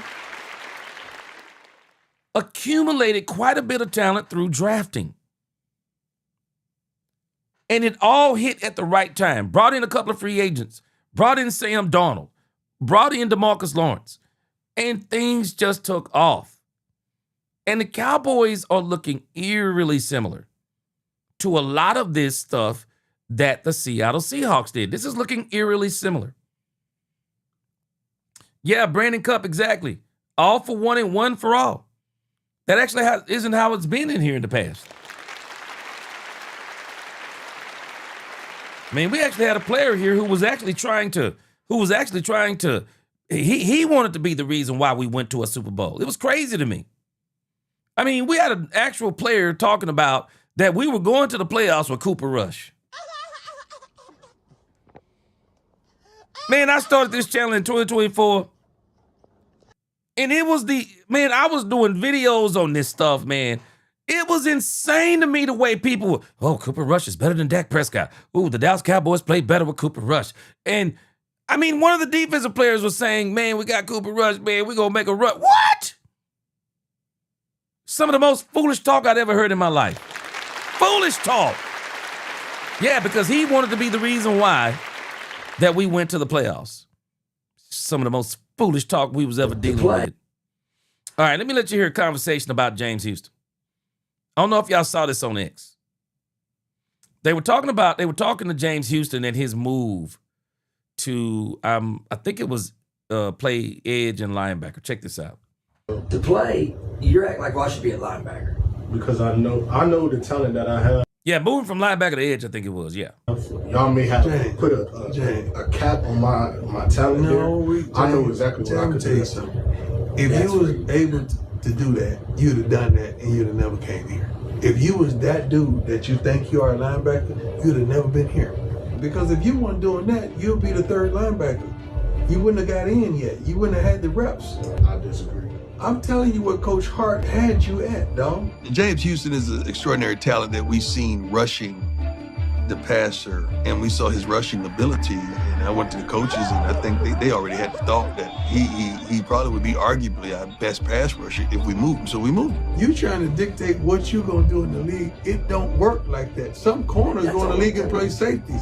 Personally, I feel like y'all are disrespecting me and my talent. You feel like, but you got guys with 60 years of NFL experience telling you. Trusting y'all. That's why I've been doing it. Telling you, dude. You showing up doing what you doing means he's a ball player. I got to find somewhere to put it. That's James Houston. Yeah. Yeah, man. Yeah, Dak Prescott said that is James Houston had to turn that music off. Yeah, hey, man.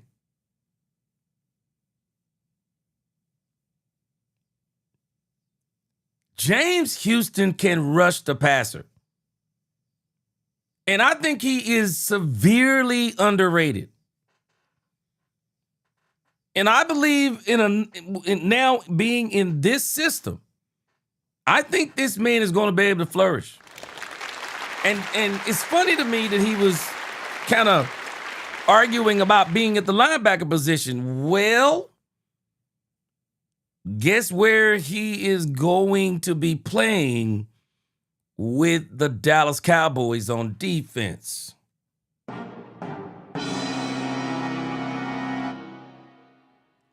James Houston is going to be right back out there. And I can tell you right now, they got him behind James Houston. But I'm going to tell you what I like about this Dallas Cowboys defense. The guys that we're looking at right here, I believe they're probably going to be the starters. I believe James Houston is still going to play. I believe James Houston is still going to play. I believe Jayshon Barham is going to play. Malachi Lawrence is going to play. We got ourselves a defense with depth. And James Houston, for everybody saying we need more help on the edge. Now, this guy can rush the passer too, man.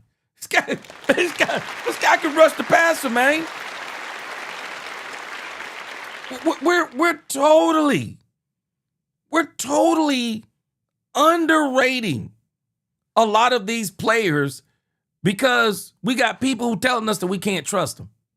Who says we can't trust them? We got a whole new coaching staff. We got a system now that these players will be put in situations to succeed. No, I'm telling y'all something. Some people are talking about the players. I'm going to tell you what I believe in. I believe in this coaching staff. I believe in this coaching staff. And I believe they've gotten this coaching staff the talent to shape it and make it successful. I believe in this coaching staff. I believe they're going to work wonders with this team. Jeremy Betts said it's that 3-4 edge is still a pass rusher. Yeah, he's going to be right back where he wanted to be. And I think he's going to flourish. Dallas Sports said questions. Anybody, if Dallas Cowboys get the big game, what will Stephen A. Smith say? Oh, let me tell you something. He going to flip so hard. You watch what I tell you. Dallas Cowboys going to win. Stephen A. Smith going to do the same thing that he had to do to Brunson. He going to be apologizing. Brandon Cupp said, I always wanted Prime to be GM, and it's a huge dream. Book it. Man, I'm telling us, James Houston is being very underrated on this Dallas Cowboys defense. He's being very underrated. And that's why I say a lot of times, man, we can't see the forest for the trees. Man, we are talented. We may not have the talent that some people want, but we're talented. We got a lot of talent on this team. We got the coaches that can bring out the best in this talent. I love where we are. I'm kind of like Brian Schottenheimer right now. I'm not telling you that if the Cowboys go and get Jordan Brooks, I'm not going to be happy, because I am going to be happy. Been talking about Jordan Brooks. I am going to be happy if they go and say, hey, man, let's just get us one more pass rush specialist. Not going to hurt my feelings. But I'm telling us, man, though, we got some players, man. We got a squad. James Houston last year, 35 tackles, 18 solo, 5.5 sacks, and 1 forced fumble. This guy wasn't even a full-time starter. Yeah, we got us something, guys. I'm telling us. Don't let nobody tell you we don't. We got us something here. Hershane, we have more talent than you have on offense. We absolutely have more talent than you have on offense. Defense, y'all might have the edge a little bit, but that is yet to be seen. But I think you might have a little bit of the edge on the defensive side. But depth, I'm wondering about the depth, because, boy, we got some serious depth. And I think we can, not only are we not, I don't even think we're going to go toe-to-toe with y'all. I think we're going to just demolish you. City's Fan Show said depth will be our biggest asset this season.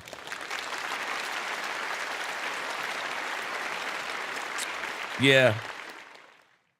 All right, so what I'm going to do, we're going to come back and go full speed ahead on this story tomorrow. Well, we're going to resume tomorrow. We're going to pick up on Sorsby. That'll be the top of the show tomorrow with Sorsby. That'll be top of the show. And then we're going to pick back up with player interviews. We're not going to see the Dallas Cowboys until July the 28th, I believe it is. So we got plenty of time to talk about all of these things, these other two topics. And I'm sure there'll be more I'll add to this. But I'll make sure tomorrow, God willing, we're going to add this to the top of the list. I'm going to talk to y'all about Brian Sorsby and the supplemental draft.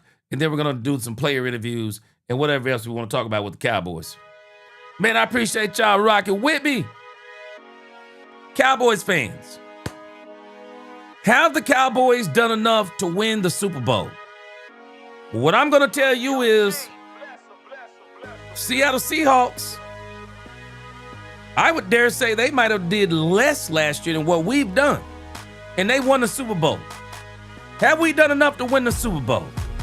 I would dare say yes. I like what we've done.